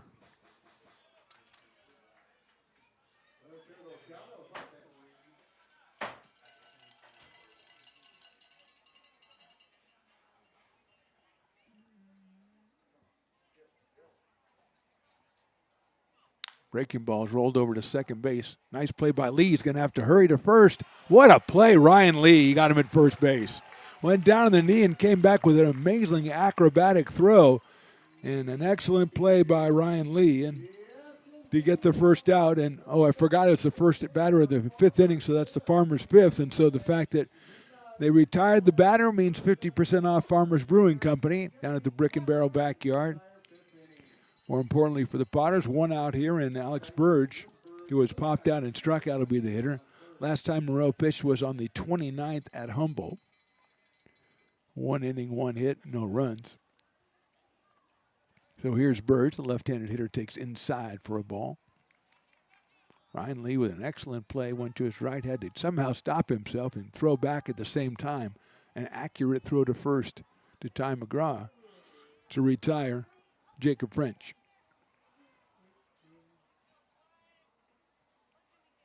Right down the middle, strike 1. J.C. Osorio Agard on deck, the Hayward product, with a home run his last time up, went 405 feet.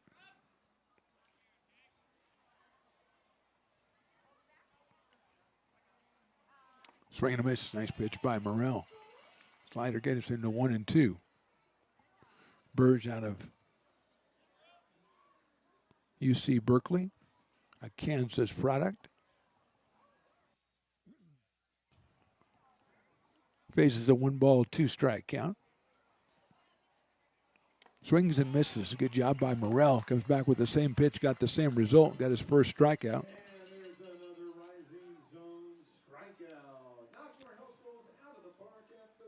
So on a night that Loomis Basin already has taken $4 off their brews, and Farmers are 50% off the rest of the inning, where the Farmers' first batter of the inning being retired, J.C. Osorio Agard, will be the hitter. The third baseman has popped out to first and homered. Fouls that one down the right field line. Another great crowd out here on a Tuesday night for some action between two of the top teams in the Pacific Empire League. Potters tied with the Humboldt Crabs in league standings right now. Breaking pitches inside. Crabs at last count were enjoying a 8-4 advantage over the Medford Rogues. That is now 8-5 as they are in the bottom of the fourth inning. That one's popped up out of play. Potters are going up to Medford this weekend, Friday, Saturday, and Sunday. Then the Rogues will be back here the next Friday, Saturday, and Sunday. I think that's the 18th, 19th, and 20th. That's chopped foul. So we have Thursday against the Prune Packers. Then next Wednesday, I think it's the Kings. It might be the Mudcats next Wednesday. And then the weekend is the Medford Rogue. 1-2 on Agard. Fastball is high, 2-2. Morrell up to 89 with that one. Had a real good season for William Jessup this past year. Out of the bullpen, I believe, mostly. And he's got a 2-ball, 2-strike count here on Agard. Breaking balls fouled off.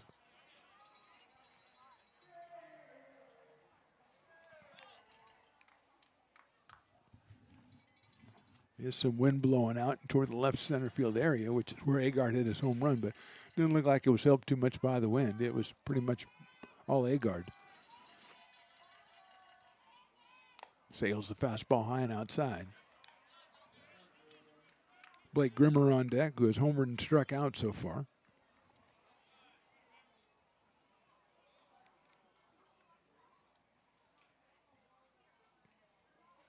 That's ball 4.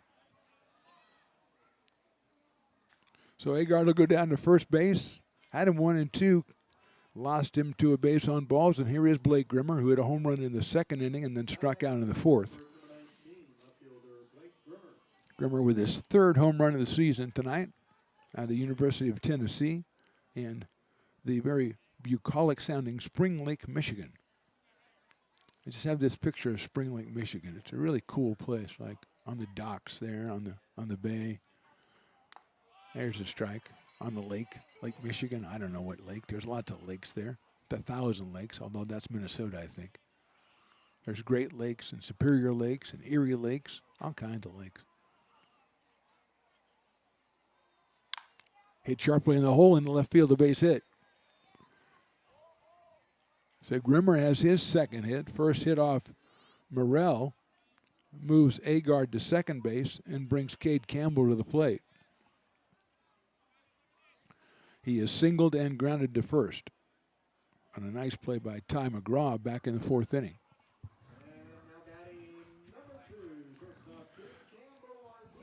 He's the dueling dogs batter, so if he strikes out, it'll be 3 beer specials at the same time. But he lifts that one up in the air on the infield, and it's going to make it out of play. Oh, nice play on the bench. Right, Mason Belding right at the screen to make the catch behind home plate. So the Potters shut out the Prune Packers for the first time. Now they'll try to get some themselves. They go to the bottom of the fifth, trailing 5-2.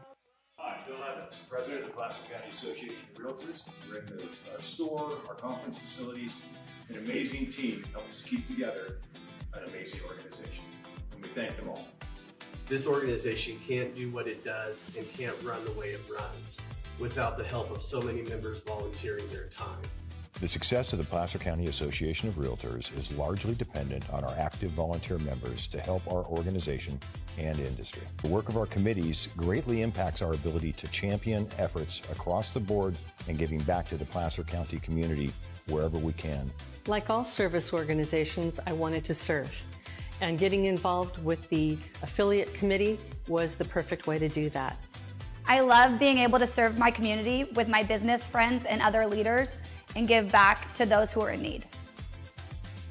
The thing I love about the PCAR committees is they all work toward the same goal of bringing the community together to support those in need in our surrounding area. I instantly came to the meeting and had a wonderful time, felt like I was a part of something bigger, and it was just the start of my leadership journey.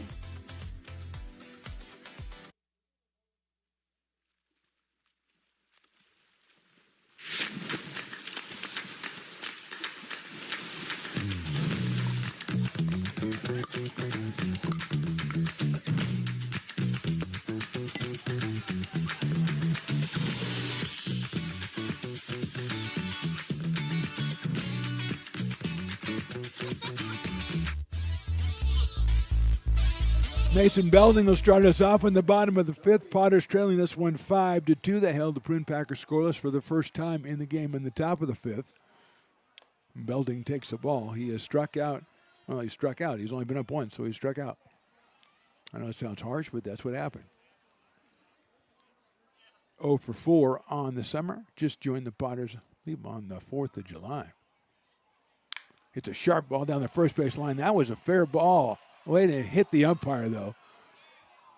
So he's going to have to he's going to give him a double because I think that's what he thought he would have gotten. So the umpire was hit.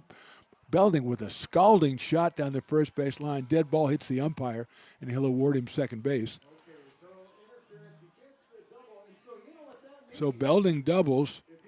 Since he has a double, the best promotion in summer baseball kicks in. You get a double or the Potters turn a double play, one row gets free double doubles. It's the best thing ever.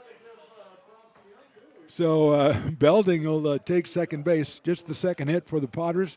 Both extra base hits, and here's Cole Eaton, who went into a fielder's choice his first time up, and the umpire is going to talk to the manager of the Prune Packers and explain just why the runner gets second base, which Leopard being in regular right field, or just probably would not have been able. That ball was really hit hard. It would have gotten into the corner, and I think probably the umpire might have saved the Prune Packers a base, if anything.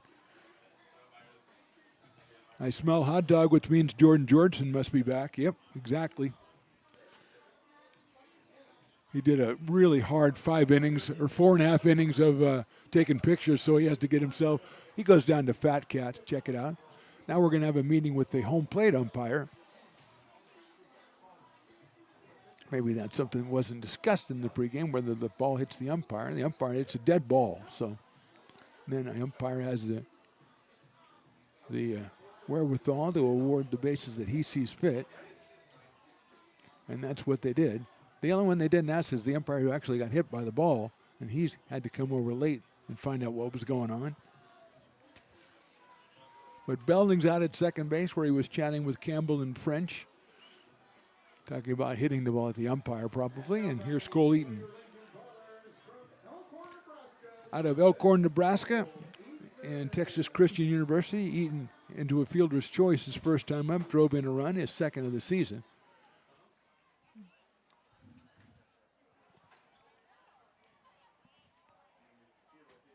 Breaking balls hit the left field and hit well, moving over, and it's down against the fence. Here comes Belding, he'll score. Eaton rounds first, heads to second. He's got himself an RBI double. The Potters are back within 2 at 5-3. Cole just picked that one out and put it right down the left field line. His second RBI of the night. Third hit of the game for the Potters. And with still nobody out, Ryan Lee will be our hitter as the Prune Packers are going to have a little meeting at the mound. They do have somebody in the bullpen. It looks like they're going to make a call to the bullpen. Yeah, so Bradley is going to leave, and we're going to have a new pitcher coming in. It's like a left-hander. We'll be back with his identity after a short break here as the Potters are threatening in the bottom of the fifth. They trail 5-3.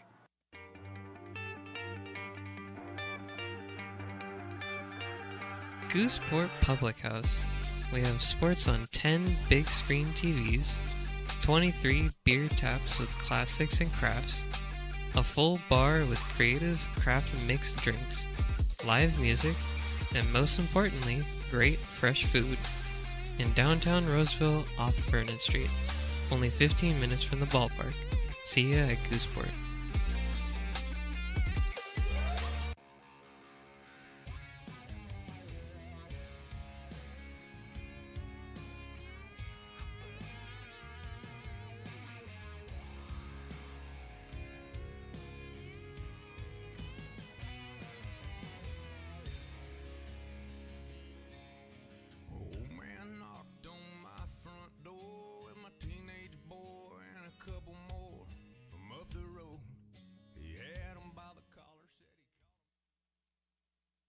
American River College is a top-tier community college sports program that provides student athletes with the opportunity to thrive both athletically and academically. ARC Athletics is currently ranked 5th in the state and 2nd in Northern California. With over 19 sports programs, our athletes compete with the region's best athletes. Our diverse and dedicated coaching staff helps athletes develop the skills necessary to compete at the next level.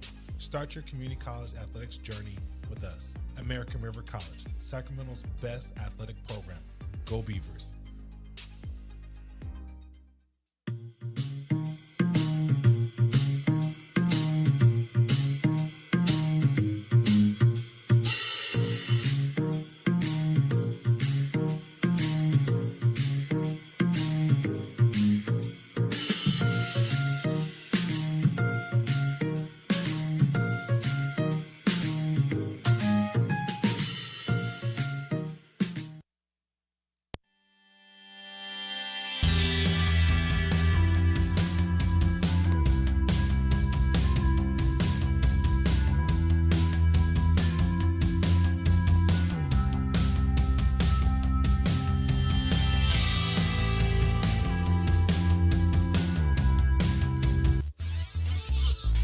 New pitcher for the Prune Packers is the left-hander Blake Crawford out of West Linn, Oregon, and University of Oregon, making his fifth appearance, 8 1/3 innings, 2 hits, 1 run, 16 strikeouts, 5 walks, and a 1.08 earned run average. He's 1-0 with a save.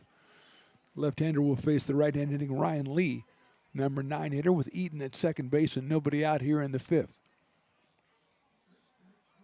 Shows bunt and a high fastball. 1 ball and no strikes at 91 from Crawford. Lee at 167, grounded to third his first time up. Has a home run on the season when 6 runs batted in, 3 runs scored.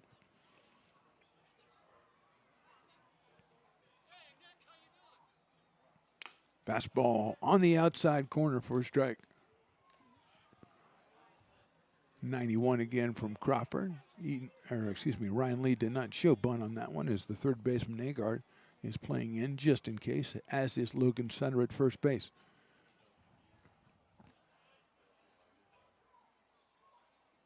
That one is a little bit too outside, so it's 2-1. Holding steady at 91 miles an hour for the left-hander.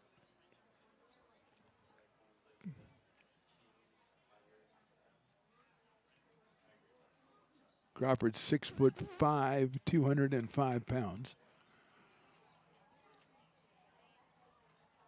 Misses outside again, 3-1. Brian Williams Jr., the top of the order, on deck for the Potters. Potters with 2 in the second, now 1 here in the fifth on the Cole Eaton double. Cole's second RBI of the day.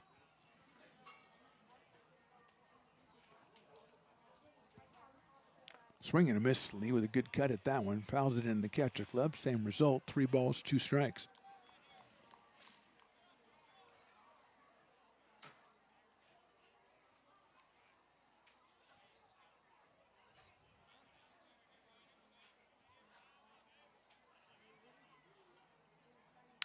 Line drive right at second base, 1 hop. Nice play out there by French. He kicks it around, picks it up to first. He got him at first base.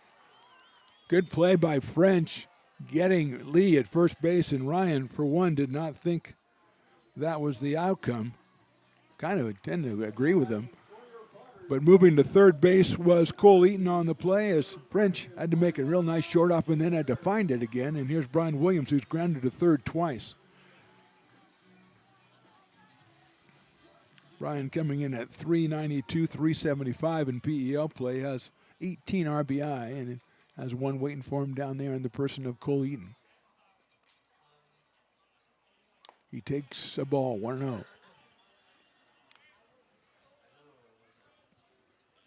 Jason Hansen on deck.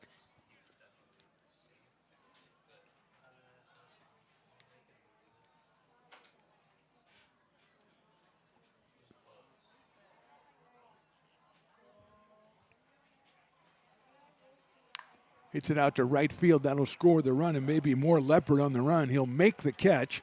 The tag at third base. The throw is cut off. It's an RBI, sacrifice fly, and the Potters have closed within 1 at 5-4. Williams picks up RBI number 19. Eaton scores the run. Potters are within 1, and here's Jason Hansen.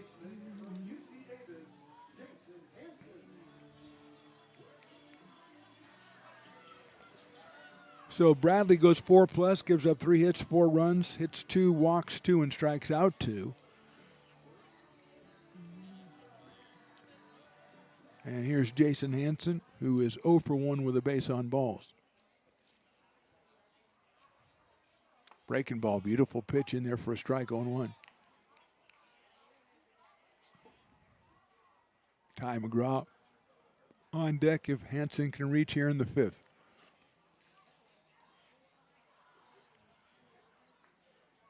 Jason takes call strike 2.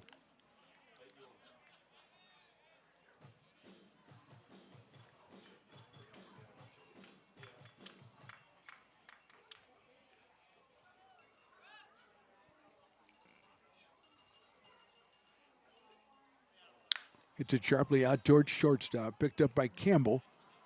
Across the diamond for the out, but the Potters scored twice in the 5th. We go to the 6th. They trail it 5-4.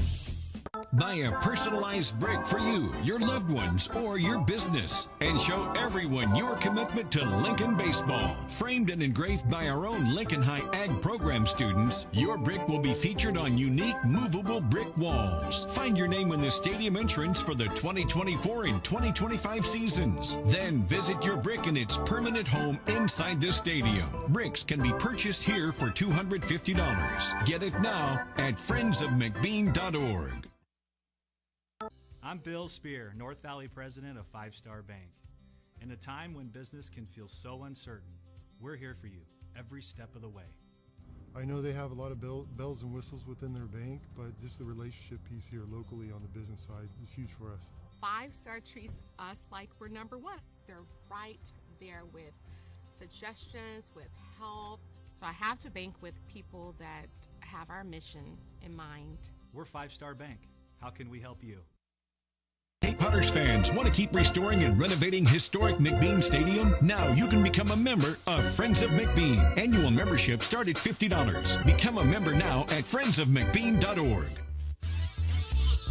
Top of inning number 6. It's a new pitcher for the Potters, the right-hander out of Sacramento and Sac City College, Peter Jensen, making his 3rd appearance, 3 innings, no hits, no runs. Struck out 3, walked 1.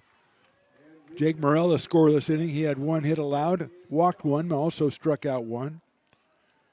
John Alcar went the first 4 innings, 7 hits, 5 runs, 4 of those were earned.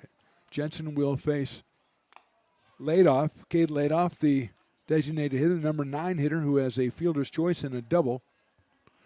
So is 1 for 2. And takes a strike, so it's 1-1. Cade from Bradenton, Florida, and the University of Michigan. And hauling him will be Jay Souza and Alex Leppert. So it's 9-1-2 for the Prune Packers. They lead this one 5-4. Jensen's slider goes outside.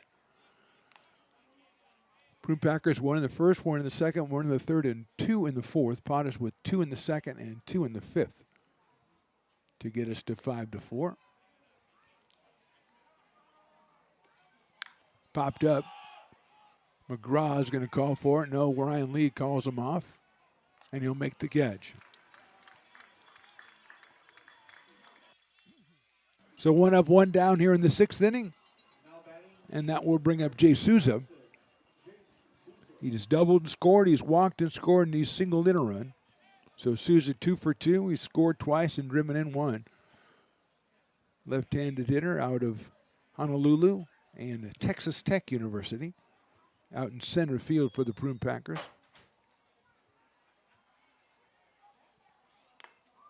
Misses inside with a slider from Pete Jensen,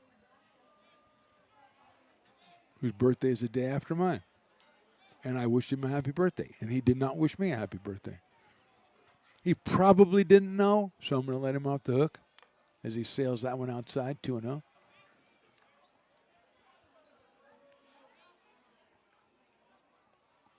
So Jensen, the third pitcher for the Potters, as we are in the top of inning number 6. Delivers the strike on that one, 2-1. Alex Leopard to follow. Souza out in center, Leopard in right for the Prune Packers, who are 21-2 on the year and 10-2 in PEL play. Hit sharply into the hole in the right field, a base hit. So Souza stays red hot. He is 3 for 3. First hit off Jensen, 9th hit for the Prune Packers, and Alex Leopard, who has flied to center, walked, and been hit by a pitch, will come up to the plate. Leopard 326 coming in, and 0 for 1 so far tonight. Out of University of California, San Diego, by way of Sebastopol. High fastball, 1 ball, no strikes. Jensen at 88 with the fastball. Logan Sutter, the on-deck hitter.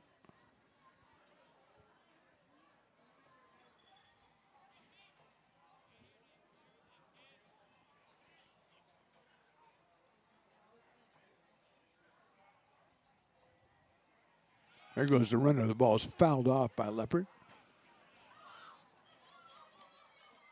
So they're going to make Sousa go back, which only seems fair.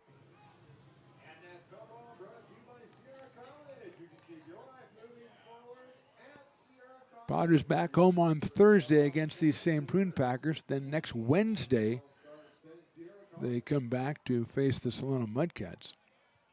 That is on the 16th of July. They're on the road to Medford over this weekend. That one's inside, turns Leopard away. 2-1. And the Rogues repay the favor the next weekend by coming down here for 3 on the 18th, 19th, and 20th. The 19th, Harry Potter night. And looking forward to Harry Potter night, as I look forward to few Harry Potter nights. I don't think we'll get Harry out here. There goes the runner again. The pitch is a strike. The throw's going to be on a hop, and the tag is made, and he's out. That is a tremendous play by Tristan Russell at shortstop to make the catch and make the tag and get Sousa. And I don't think the runner Sousa, I don't think he agreed with the decision, but again, the throw kind of tailing into the runner and Russell making the snag and making the tag. And a 2-ball, 2-strike count now to Leopard. And call strike 3. So it turned into a good inning for the Potters, and they go to the bottom of the 6th. They trail it 5-4. Hey, baseball fans, you may have noticed our scoreboard goes out from time to time. You can help us get a new one. Give $20 and get a chance at winning 2 tickets to some of the region's biggest events, like the Outlaw Festival with Willie Nelson, Bob Dylan, and John Mellencamp, a Sacramento Kings game, or Ringling Brothers Circus. All proceeds benefit the Big Swing Capital Campaign. You can buy now at friendsofmcbean.org. Hey everyone, this is Alex with the Downtown Lincoln Association. We're super excited to kick off Lincoln Loves Local, a new campaign designed to spotlight amazing businesses that make Lincoln so unique. We partnered with Dalila from UN Social Agency to create short, high-quality videos that help boost your visibility and reach right here in the Lincoln community. Each video will be shared on DLA's social media and newsletter, making it easy for locals to discover and support your business. So let's celebrate what makes Lincoln special together.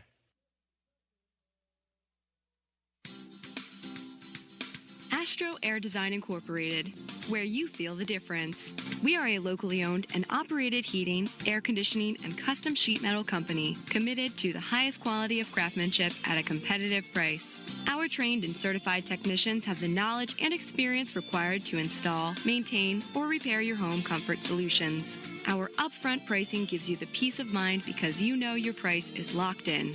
Call Astro Air Design Incorporated today. Here in Michigan, we do more than just survive the winter. We thrive during it.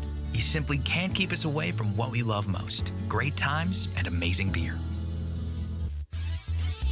Bottom of the sixth inning, Blake Crawford back out on the mound for the Prune Packers. He came on in relief of Tanner Bradley in the fifth, and Ty McGraw will be the first hitter, and we've got a mini controversy between innings trying to get Riley's input on this.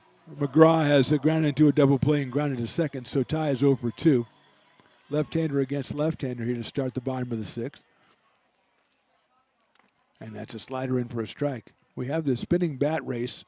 You spin around the bat 7 times and then you run to Piper. And the rule is if the guy who's doing it or one of the people doing it veers out into the field because they're so disoriented, then the person who's running the game, in this case Lux, would have advanced one spot as McGraw hits it slowly out to second. French has it and flips over to first for the out. So if the person goes out into the field of play, then you get credit as the intern in charge of the MC, and you move up one spot in the rankings. And we saw the one of the participants go out toward the first baseline, but I don't know. Riley thinks he might have been kind of faking it a little bit, like it's staged. I kind of agree, but I don't want to take points away from Lux in case it was legitimate. Paniagua takes a strike. Adam has been up twice, been hit by a pitch twice. He has scored a run. He's behind in the count 0-1 to Blake Crawford. Swings and misses at that one. 90 miles an hour from Crawford. It's like Gerald Hansen stretching it out in the bullpen for the Potters, left-hander.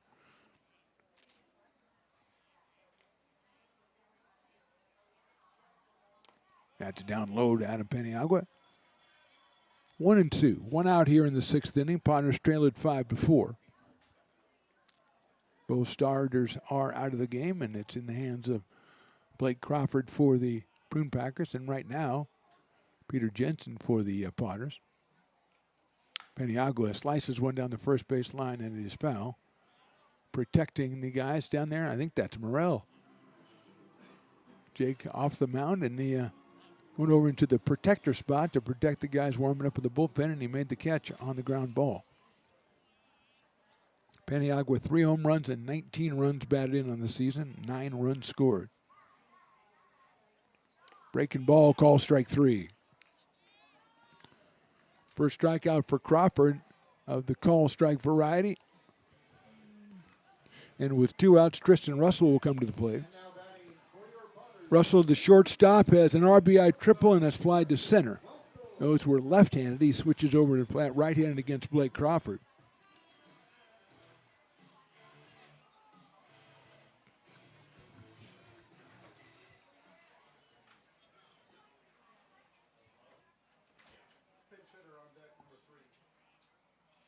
Swing and a miss.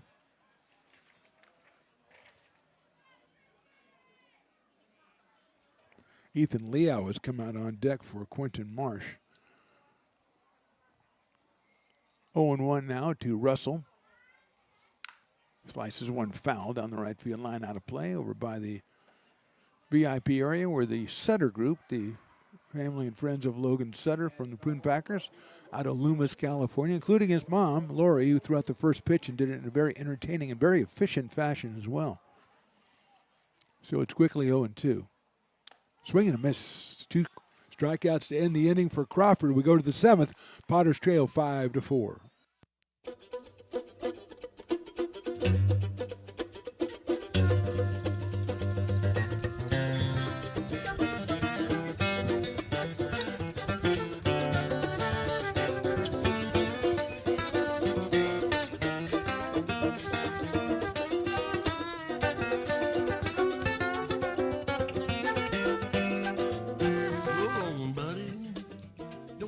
whistles.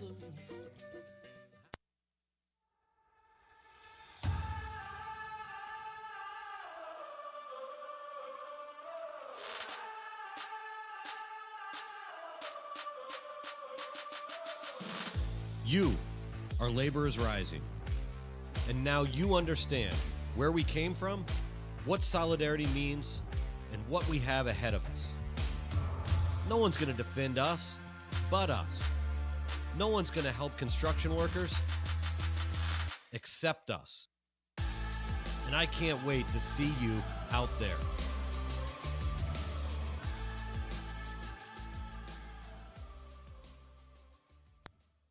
Lincoln provides all the charm of a small town, yet still provides access to excellent local medical care. At Lincoln Urgent Care, you can find expert services and a compassionate staff available 7 days a week. Our friendly front desk staff will welcome you when you come into our brand new facility. Your wait time will be minimal at our walk-in clinic, unlike the emergency room. From broken bones and lacerations to allergies, flu shots, and illnesses, we treat a variety of urgent medical conditions. What sets us apart is not just our central location in Lincoln, but the convenience of our extended hours, including weekends. We've become Lincoln's first choice for urgent care because we treat patients of all ages for a variety of conditions and take most insurances. We're proud to be an approved provider for veterans and welcome in our military patients. From our family to yours, we're here when you need us.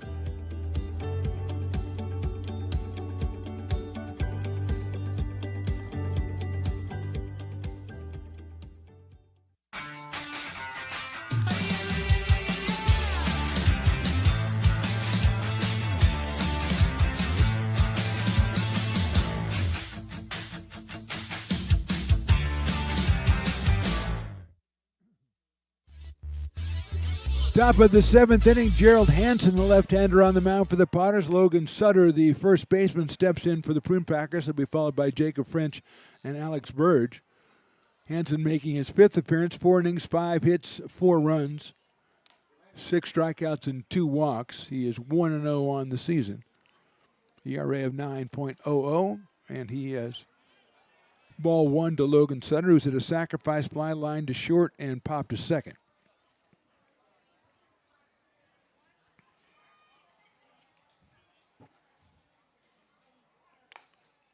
Outside, 2-0. And if you're Logan Sutter, you want to do something memorable on the night when your mom threw out the first pitch. You don't want the family story to be, remember that night mom threw out the first pitch and you didn't get any hits? He does have a sacrifice fly. He hits that one out to right field and hits it pretty well. Going back at right and making the catch right up against the fence is, I imagine, Ethan Liao, who was supposed to bat for Marsh, so we think he'll probably be in right field. And Sutter almost had something to talk about because he needed about 10 more feet on that one, and it would have been out of here in the opposite field. So he is retired for the first out, and Hansen will now face Jacob French, who has struck out, singled, and grounded his second on a great play by Ryan Lee. Slices that one down the left field line, giving chase is Eaton in left field. That one is foul. Bringing back memories of the first bat of the game, Sousa, when he sliced one down there. We thought it was going to be foul, and it dropped fair for a double. But this one 0-1 on French, who's 1 for 3, 435 coming in. 5 home runs on the summer for Jacob.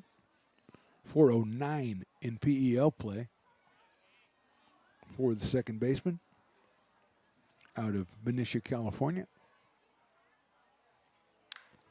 That one also foul down the left field line. That one considerably further foul than the one previous. So it's 0-2 on French.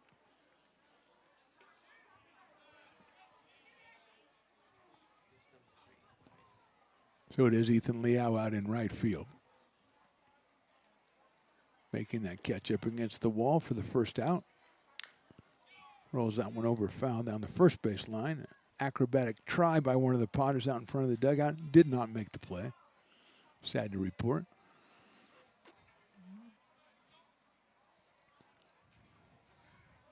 Our thanks to little Lily, who came up to say that she likes the broadcast. She's not, I'm thinking maybe 2 or 3 months old, maybe 4, so I don't know if that counts, in the demo or anything, but it was nice for Dad to bring Lily up and say that. She really couldn't even look. She was obviously awestruck by my charisma. She couldn't even look me in the eye.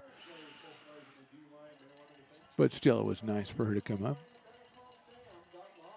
And Lily's grandpa also checks out the broadcast, or so I'm told. So, hey, Grandpa.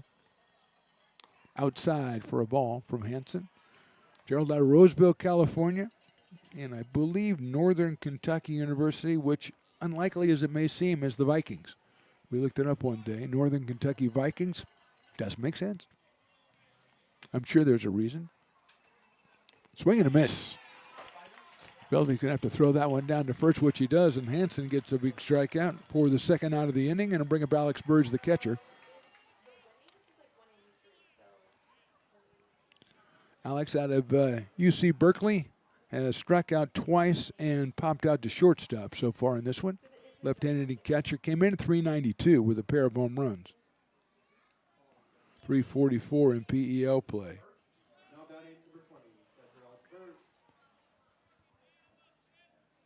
He's followed by J.C. Agard. And he takes a strike.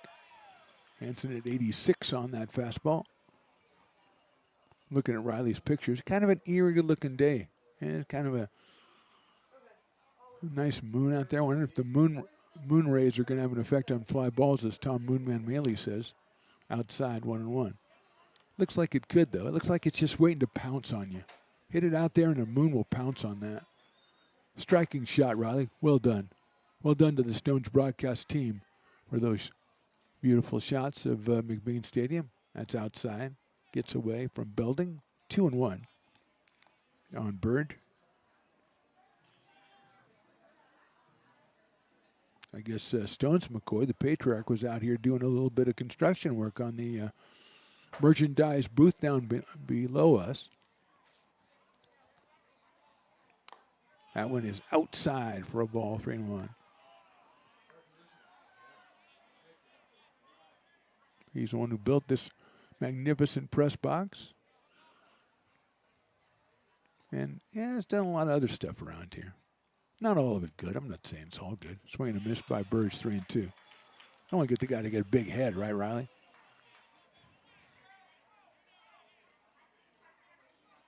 Hopefully he'll be able to make it out for a couple of ball games before the end of the summer, as we are dwindling here. After this week, just 8 home games remaining for the Padres. 3-2 pitches outside, ball 4. Fifth walk issued by the Padres pitchers today, and it'll bring up J.C. Osorio Agard, who has himself a home run. He has a walk and a pop-out. Out of San Jose State University, hailing from Hayward, California, J.C. Agard. Swings and fouls that one off and got Belding on the hand, and Mason's going to walk that one off a little bit.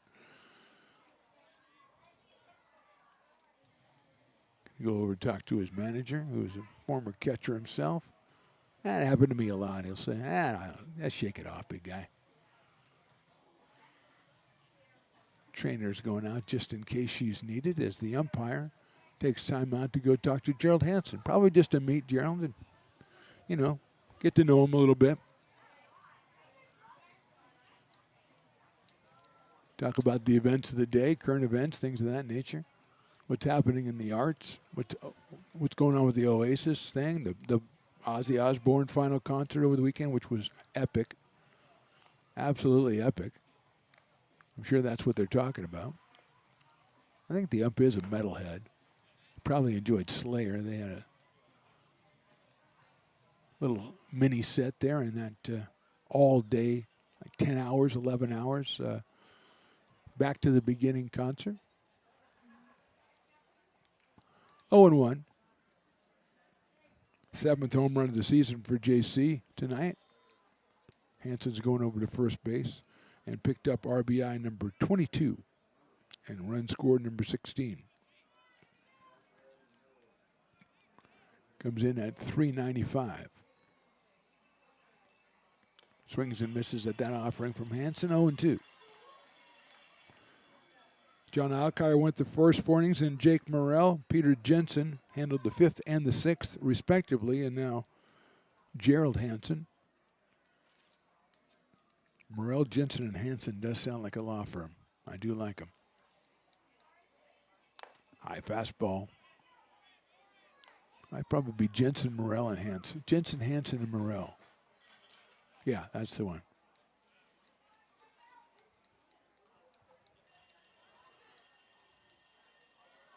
One and two. Breaking ball swung on and miss. Gerald gets a couple of strikeouts. We'll go to the bottom of the 7th. Potters fans are stretching. They trail 5-4. If you're in need of a seasoned DUI attorney, contact the law office of Samuel D. Burns Incorporated. We are familiar with the laws surrounding your case, and we will work diligently to minimize the negative impact following a DUI charge. With a proven track record, Sam Burns works on your behalf to provide a positive outcome. He's been able to save his clients' driver's licenses and negotiate more favorable terms. Visit our website.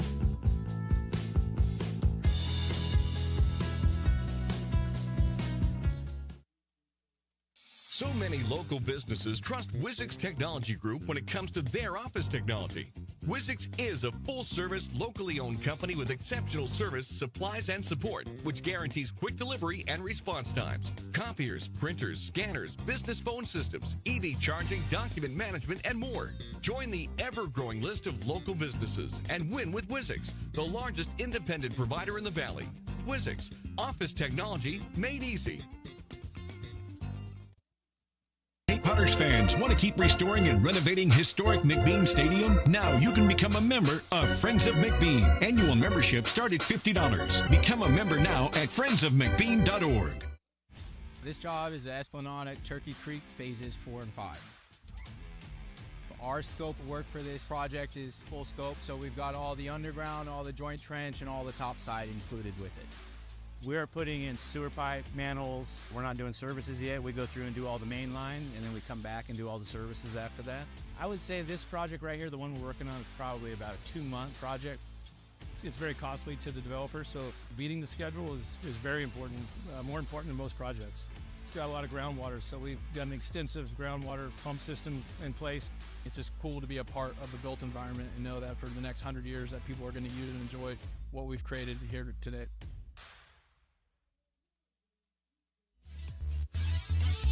Bottom of the 7th, it'll be Ethan Liao, then Mason Belding and Cole Eaton for the Potters against Blake Crawford. Came on in relief of Tanner Bradley in the 5th inning. Worked a 1-2-3-6, struck out 2, and now here is Liao for his first appearance at the plate. He takes outside. Marsh was 0 for 1 while he was in there. Around the league, a barn burner up in Medford. They're in the bottom of the 6th inning. The Crabs lead the Rogues 10-8. 18 runs, 22 hits in that one, and they are in the bottom of inning number 6. Liao swings and misses. The West Coast Kings all over the Mudcats. That game is a final score is 18-3 in that one. We've got a 5-4 game right here with Liao up against Crawford. Hits it into right center field. Moving over is Leopard and makes the catch for the out. Thought he had a tweener over there, but Leopard got over there very quickly. And Liao is retired for the first out of the inning, and I'll bring up Mason Belding, who struck out and then ripped a double down the right field line back in the 5th inning. So Mason, with his first hit of the season, is 1 for 2. He also scored a run on the Cole Eaton double. Left-hander against left-hander here.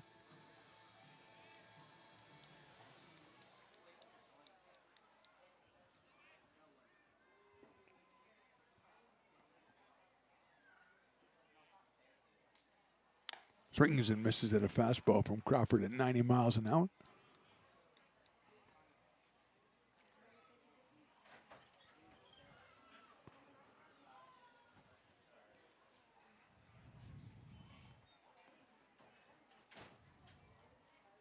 That went off speed, misses somewhere, so it's 1-1. A little low. 1 ball, 1 strike, 1 out.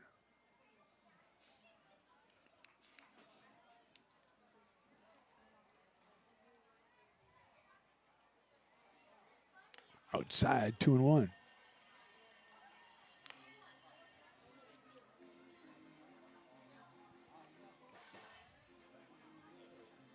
Cole Eaton on deck as the Potters trail at 5-4. 2 in the second, 2 in the fifth for the Potters.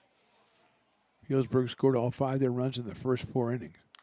That one is fouled back. Potters have gotten single inning scoreless relief from Jake Morrell, Peter Jensen, and Gerald Hansen. And maybe Gerald's going to stay in. I don't see anybody warming up down the bullpen, but they might be snuck behind the pole down there.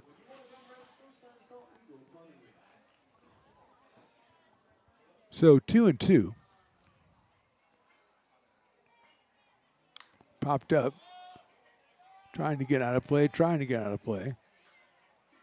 And it does, and hits right on top of us. That time wasn't as scary as the last time, though. That one would, if there was no top on this place, that would have been right to you, Riley. You would have had to make the play, right? Yes. Very nice. I don't think you would have shirked away from your duty. I think you would have gone out there and made that play. Belding fouls it off again. Mason, who said, struck out looking in the second, then hit a bullet down the right field line so hard that it hit the umpire. Umpire to call timeout on himself and award Mason second base.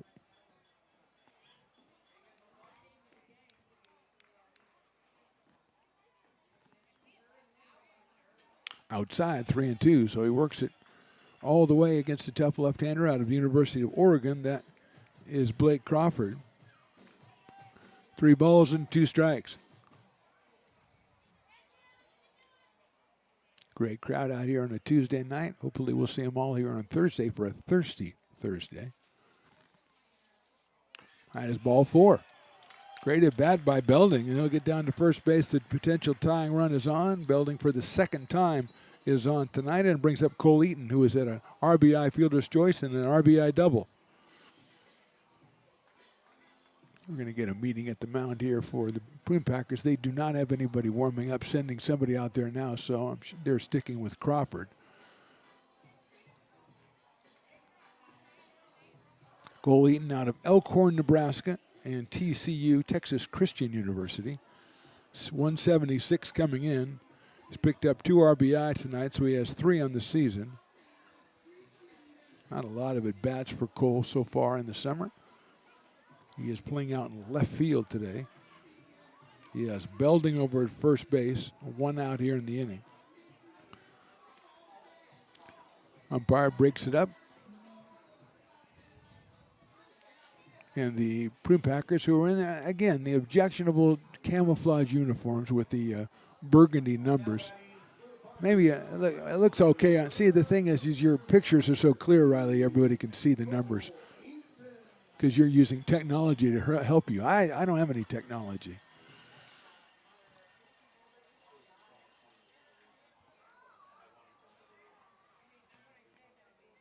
Eaton takes outside for a ball, 1-0. Crawford still up there at 91 miles an hour. Ryan Lee, the on-deck batter for the Potters.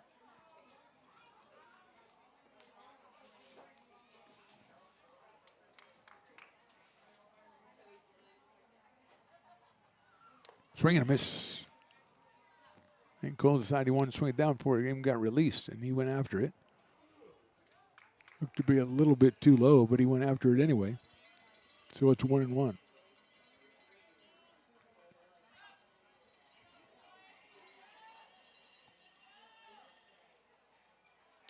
He watches that one go on the outside corner. Very late call by the umpire on that one. 1-2 now.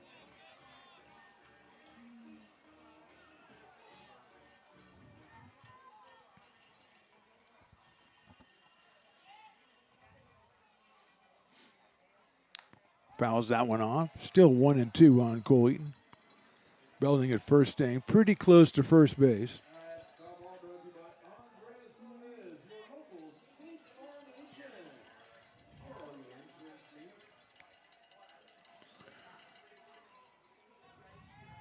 Blake Crawford, the pitcher. Cole Eaton, the hitter. Mason Belding, the runner at first base. Eaton swings and misses.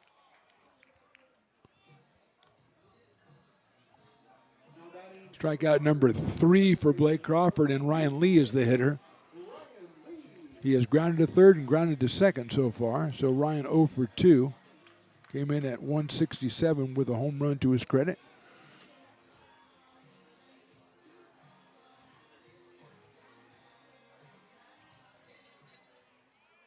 And now 2 outs in the 7th inning. Pops that one up out of play.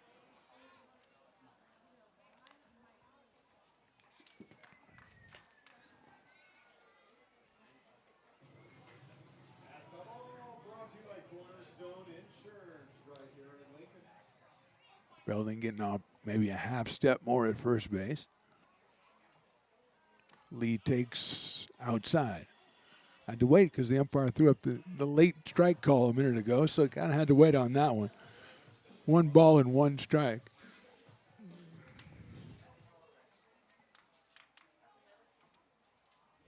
Brian Williams Jr., top of the order on deck. Breaking ball swung on and missed. 1-2 on Ryan, out of Sunnyvale, California, and University of California at Davis. Played third, he's played second, he's caught. He's done a lot of stuff out here this summer. Swings and misses. Crawford gets the strikeout, his 4th and 2nd in a row. We go to the 8th inning. Poonbrackers 5, the Potters 4. Hey, Potters fans, want to keep restoring and renovating historic McBean Stadium? Now you can become a member of Friends of McBean. Annual membership start at $50. Become a member now at friendsofmcbean.org. This job is the Esplanade at Turkey Creek phases 4 and 5. Our scope of work for this project is full scope, so we've got all the underground, all the joint trench, and all the top side included with it. We're putting in sewer pipe, manholes. We're not doing services yet. We go through and do all the main line, and then we come back and do all the services after that. I would say this project right here, the one we're working on, is probably about a 2-month project. It's very costly to the developer, so beating the schedule is very important, more important than most projects. It's got a lot of groundwater, so we've got an extensive groundwater pump system in place. It's just cool to be a part of the built environment and know that for the next 100 years that people are going to use and enjoy what we've created here today.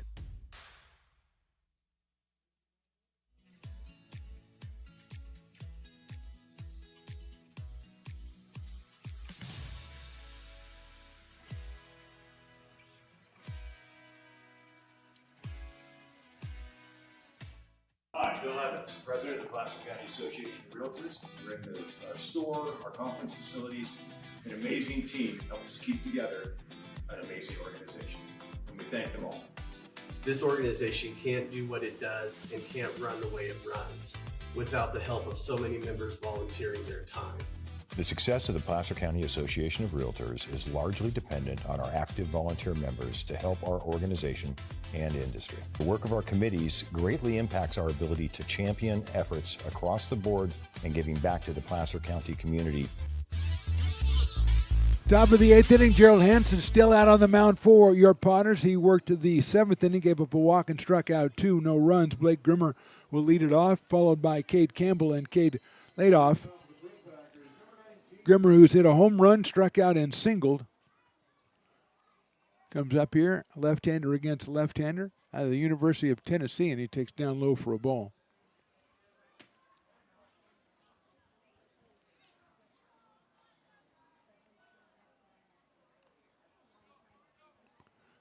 Out of Spring Lake, Michigan, Mr. Blake Grimmer. Out in left field tonight. Swings and misses at that offering from Gerald Hansen. Evens that up at 1 ball and 1 strike. Prune Packers scored all 5 of their runs in the first 4 innings. A pair of home runs, one by Grimmer, one by Agard.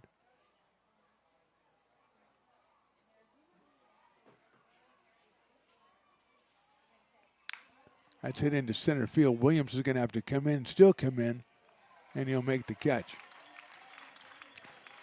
Ryan came in so fast, I think he almost overran the ball.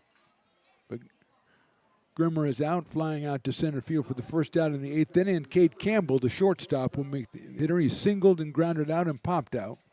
Singled in the 2nd inning, grounded to first in the 4th, and popped to the catcher in the 5th.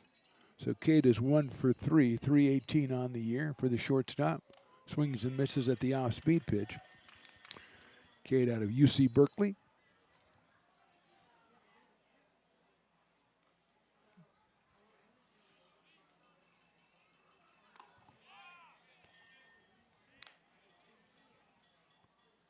Cade originally from Lodi, California.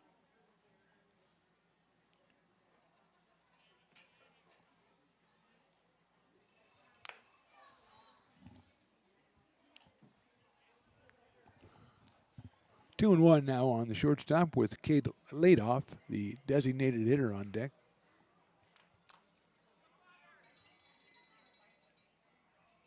Swings and misses at that one. Again, Hansen tunes it down to 79, gets even in the count, 2-2 to Campbell. Cade, no home runs, but 16 runs batted in and 14 runs scored on the year, on the summer. Fastball just misses inside, 3-2.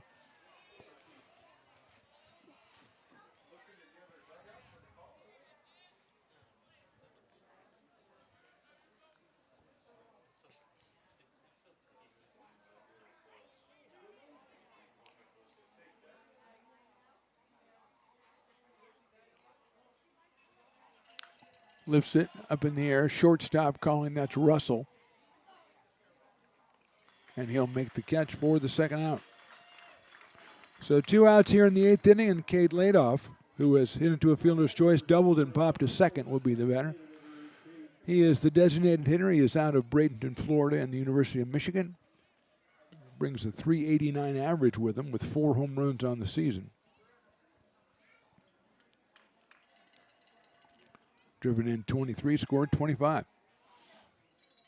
He has scored 1 tonight, but he takes that outside for a ball, 1-0.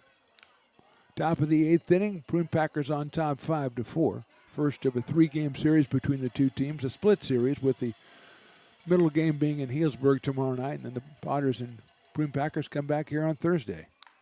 That's fouled off. Breaking ball that came in toward Cade, and he just turned on it and hit it almost backwards over toward the Little League field over there.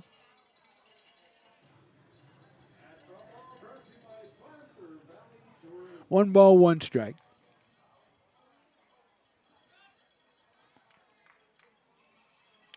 Swings and misses.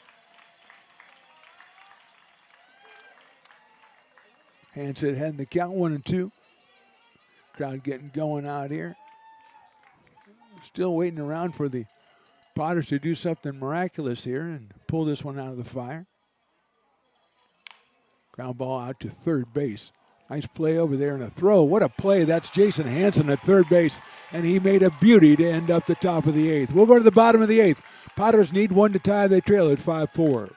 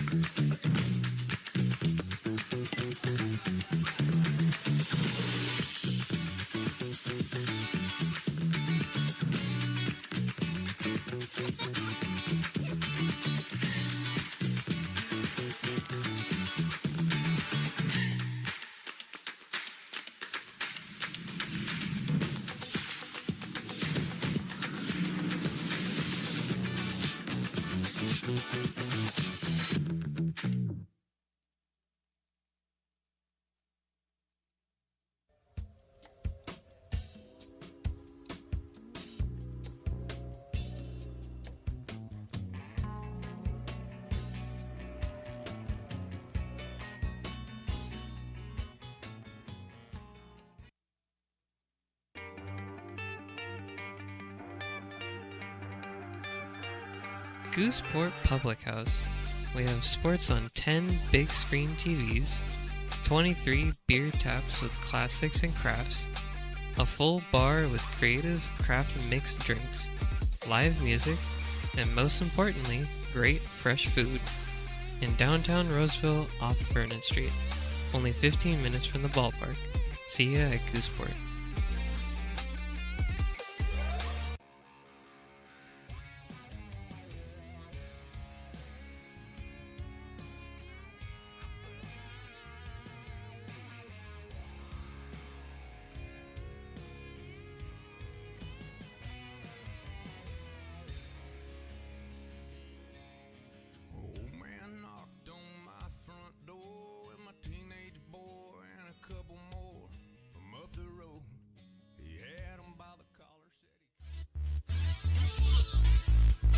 Bottom of the 8th inning means a new pitcher for the Prune Packers. It's Mason Lerma, a left-hander out of Santa Rosa, California, and UC Davis, making his 7th appearance, 9 1/3 innings, 6 hits, no runs allowed. He has struck out 10, and he has not walked a batter yet. Ryan Williams Jr. leads it off, then Jason Hansen and Ty McGraw. Blake Crawford was tremendous, 3 innings plus, no hits, no runs, 1 walk, 4 strikeouts for the left-hander out of the University of Oregon. Williams takes high for a ball. 1-1. So Lerma, the third pitcher. Bradley started, then Crawford, now Mason Lerma. Williams is at a sacrifice fly and grounded to third twice. He takes outside for a ball. 2-1. Brian, 392 on the year, 375 in PEL coming into tonight. Picked up his 19th run bat in of the season. Fouls that one off, 2-2. From Dallas Baptist University, by way of Midwest City, Oklahoma, Mr. Brian Williams. Interviewed him earlier in the season, a delightful young man. Swings and grounds it down the third base line, but foul. Agard will run it down and get it back to Lerma, and we'll do it again at 2 balls and 2 strikes.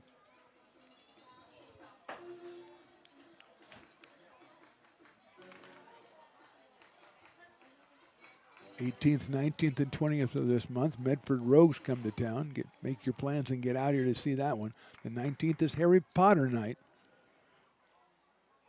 Williams takes a call, strike 3. So Lerma gets the strikeout, his 11th of the season. 7th strikeout for the Prune Packers pitchers tonight, and Jason Hansen will be our hitter. He has walked and grounded to short twice. Just made an excellent play on the defensive end, and so Jason comes up here, 0 for 2. 5:26 in conference before coming into tonight. Takes a strike. Ty McGraw on deck. It's like Evan Williams warming up for the Potters, as Gerald Hansen worked 2 very nice innings for manager Eli Garcia. Potters have been tremendous in relief with 4 scoreless innings. Outside to Jason, who doesn't have a home run, has 8 runs batted in and 27 runs scored on the season. Fastball outside, 2-1. Alex Burge behind the plate. Agard, Campbell, French, and Sutter in the infield. Hansen takes outside, ball 3. Grimmer, Souza, and Leopard in the outfield.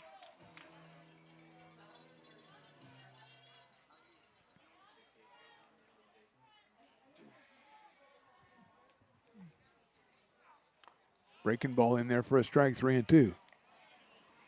Hansen's walked 22 times, but Lerma hasn't given up a walk all season, so immovable force, irresistible object, or whatever they call that. Fouls that one out of play. Irresistible force, immovable object, that's what it is. And we'll see who wins. It's a 3-2 pitch coming up again.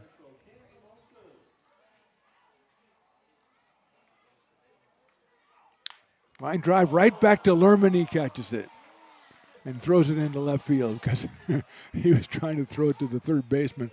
Hansen hits a line shot right back at him, puts it right in his glove, and there's 2 outs and Ty McGraw at the plate. Ty has grounded to second base 3 times. One time it was a double play, twice it was just a single out. So he is 0 for 3. Up here against another tough left-handed hitter or left-handed pitcher in Mason Lerma. He had to take on Crawford his last time up. Check swing, and it's in there for a strike, 0-1.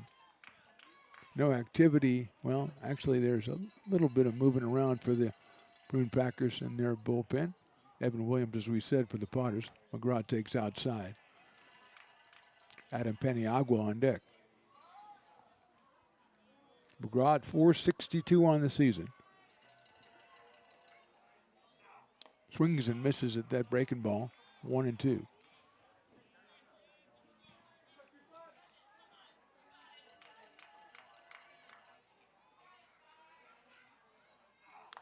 Right down the middle, call strike 3.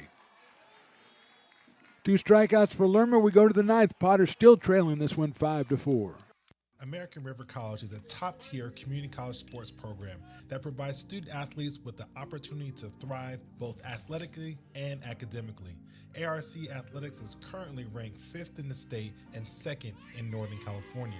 With over 19 sports programs, our athletes compete with the region's best athletes.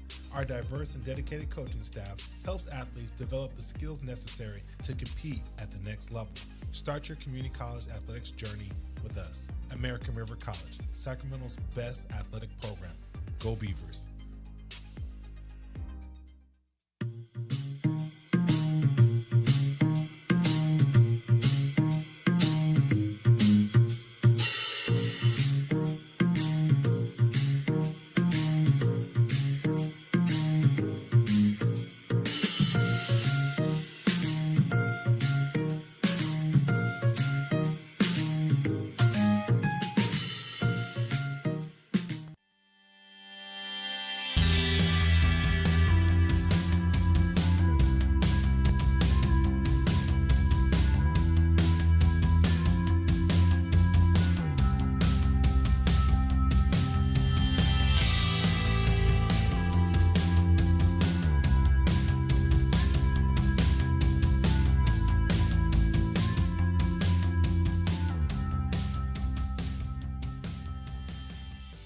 Lincoln Potters Baseball. Placer County's best-kept secret is back for another exciting summer at historic McBean Stadiums. Loaded with fun for the whole family. Local beer, wine, and eats. Fireworks, giveaways, theme nights, kids zone, and more.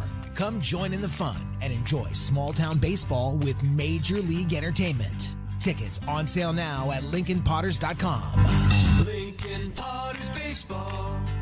Come on out and join in the fun. Evan Williams on the mound for the Potters here in the 9th inning. His 11th appearance, 11 innings, 5 hits and 3 runs, 23 strikeouts and 2 walks. He is 0-1 with 4 saves, and he'll face Jay Souza.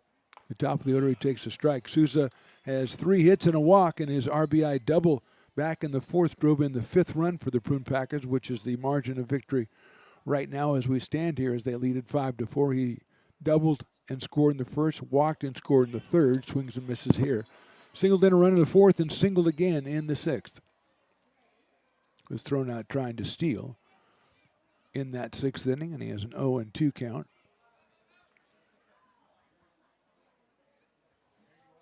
Out of Texas Tech University. Watches that one sail outside from Williams at 91. 1 ball and 2 strikes. Gerald Hansen, 2 innings, no hits, 1 walk and 2 strikeouts.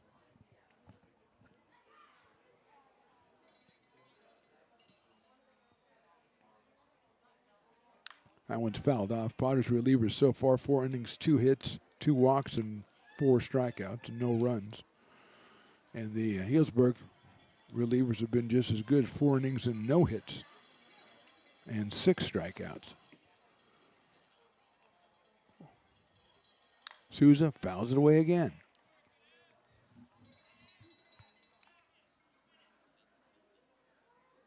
Prune Packers with 9 hits in the game. Potters with just 3. And they're all extra base hits. 2 doubles and a triple. Some excellent plays by the Prune Packers defensively have contributed to that number. Swing and a miss, and Sousa's down on strikes.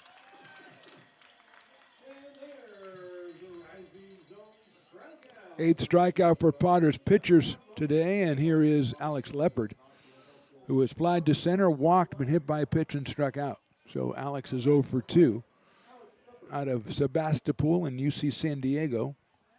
The left-handed hitting right fielder coming in at .326 with 3 home runs.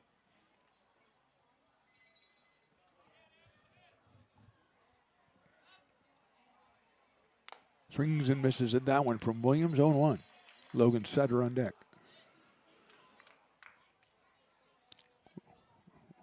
Well played, well pitched ball game out here tonight at McBean Stadium. Webb gems on both sides. The home run battle so far has gone to the Prune Packers 2-0. And they lead in the game 5-4. Swing and miss by Leopard, 0-2.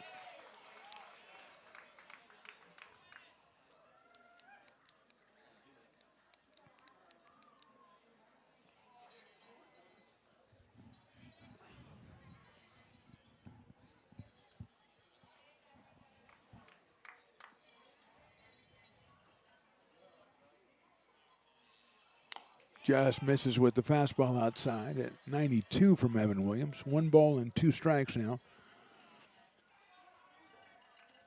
Should be a tremendous series between these two. We've got 2 more games tomorrow in Healdsburg and Thursday right back here at 6:35. $1 beer night, and it's supposed to be pretty hot on Thursday, so it might come in very handy, $1 beer. Not that it ever doesn't come in handy. I look perfect, but it's a ball, 2-2. A little bit too low, says Riley, the engineer, and I always trust Riley because he doesn't know anything about baseball, but he knows how to read graphs and charts and stuff. So if he says it, it's mostly true. I'm not going to say always. 2-2 pitch, misses 3-2. So he had him 1-2, and now it's 3-2. Another Tuesday goes by without a relaxing with Riley segment because he just, after the BR volleyball, you just had nothing. You know, I mean, that's all there is. You got to find me another video game or something. I mean, there's some Fortnites or something like that. Popped up foul, out of play. I've heard of some games. You're not a Grand Theft Auto guy, are you? Is that still, do people still play that? They do. Okay, good. What about Zelda? Is that a game? Okay. I'm just trying to name games. I'm just,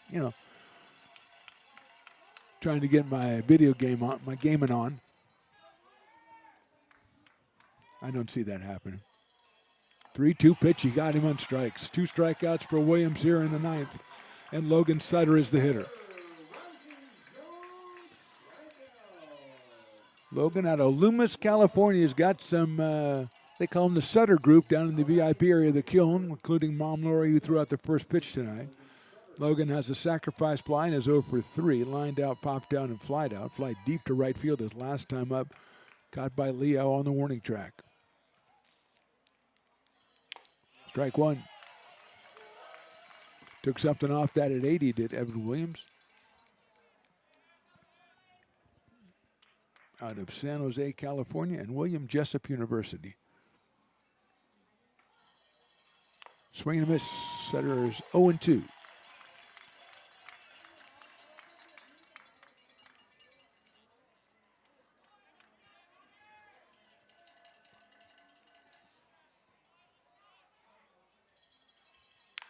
Line down the right field line, foul. Right over the top of where the Sutter group is sitting, so kind of a nice homage to the group.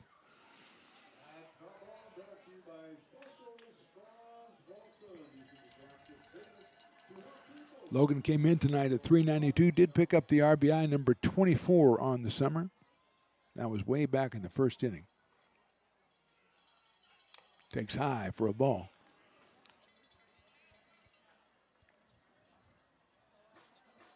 .324 in PEL play. 1-2 pitch. Down low, ball 2. Williams thought he had it. Just a little bit too low.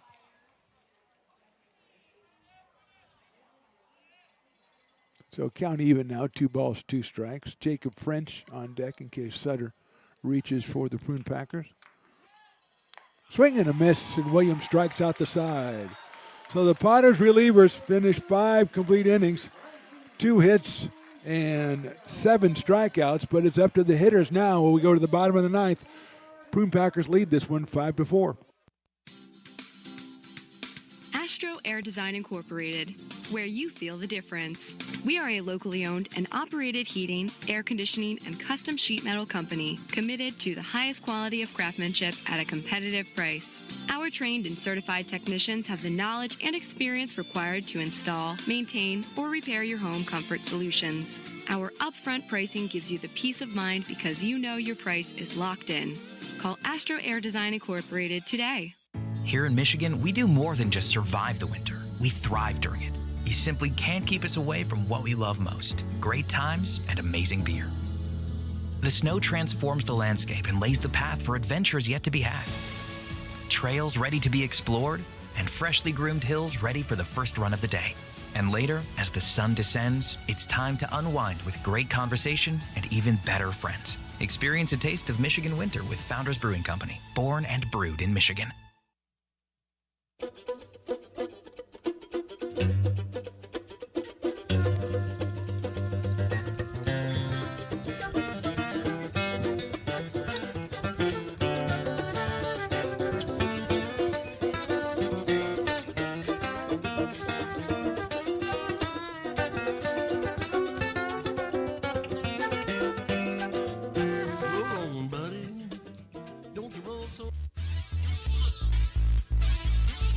Here we are at McBean Stadium, bottom of the ninth. Prune Packers 5, Potters 4. Adam Paniagua will be our first hitter against Mason Lerma, who struck out 2 in the 8th inning.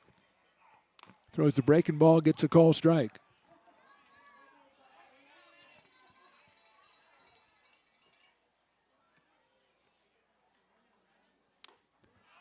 Swings and misses 0-2.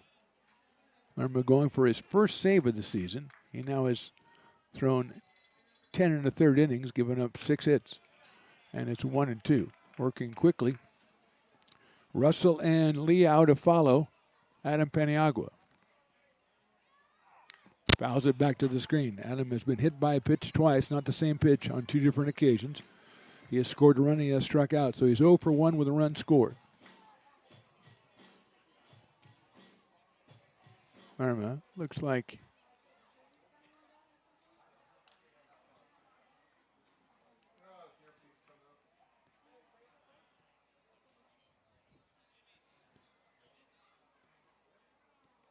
in the old days, I would be losing a contact lens.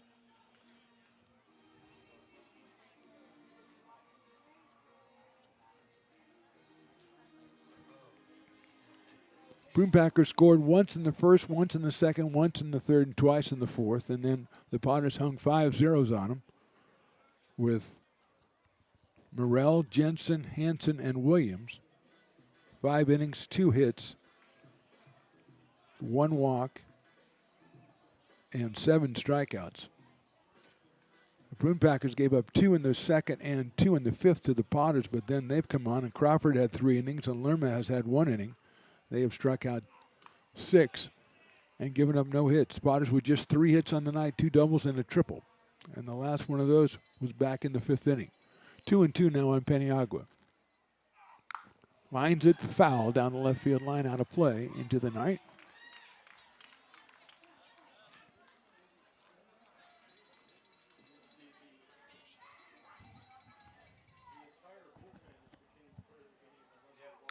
Ground ball foul over by the dugout, so it's 2-2.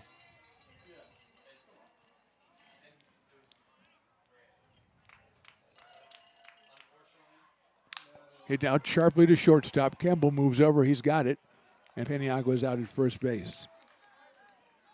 1 out here in the ninth, and Tristan Russell will be the hitter. He has tripled in a run back in the second, scored a run, flied to center, and struck out.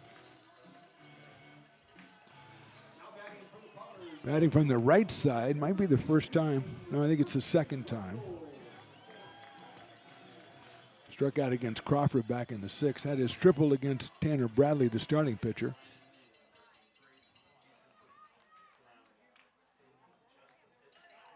Russell takes a strike. He does have 3 home runs on the season, 2 of them from the right side.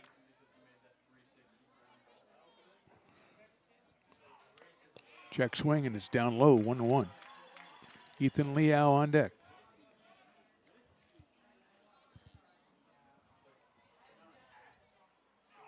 Russell takes the strike, 1-2.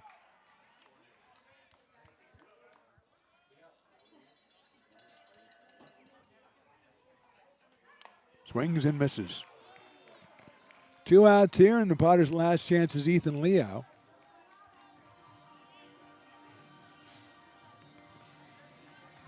He flied deep to right his first time up. He came on in the 7th inning for Quinton Marsh, who was 0 for 1.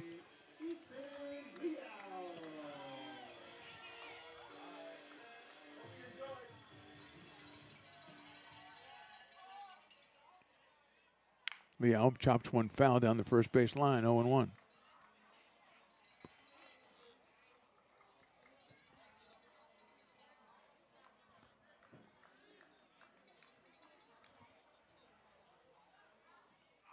Inside from Lerma, 1-1 on Ethan Liao.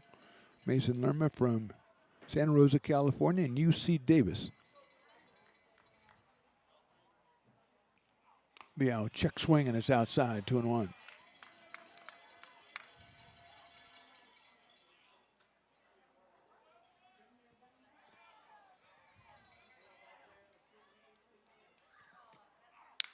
Hits it to right field, moving over is Leopard.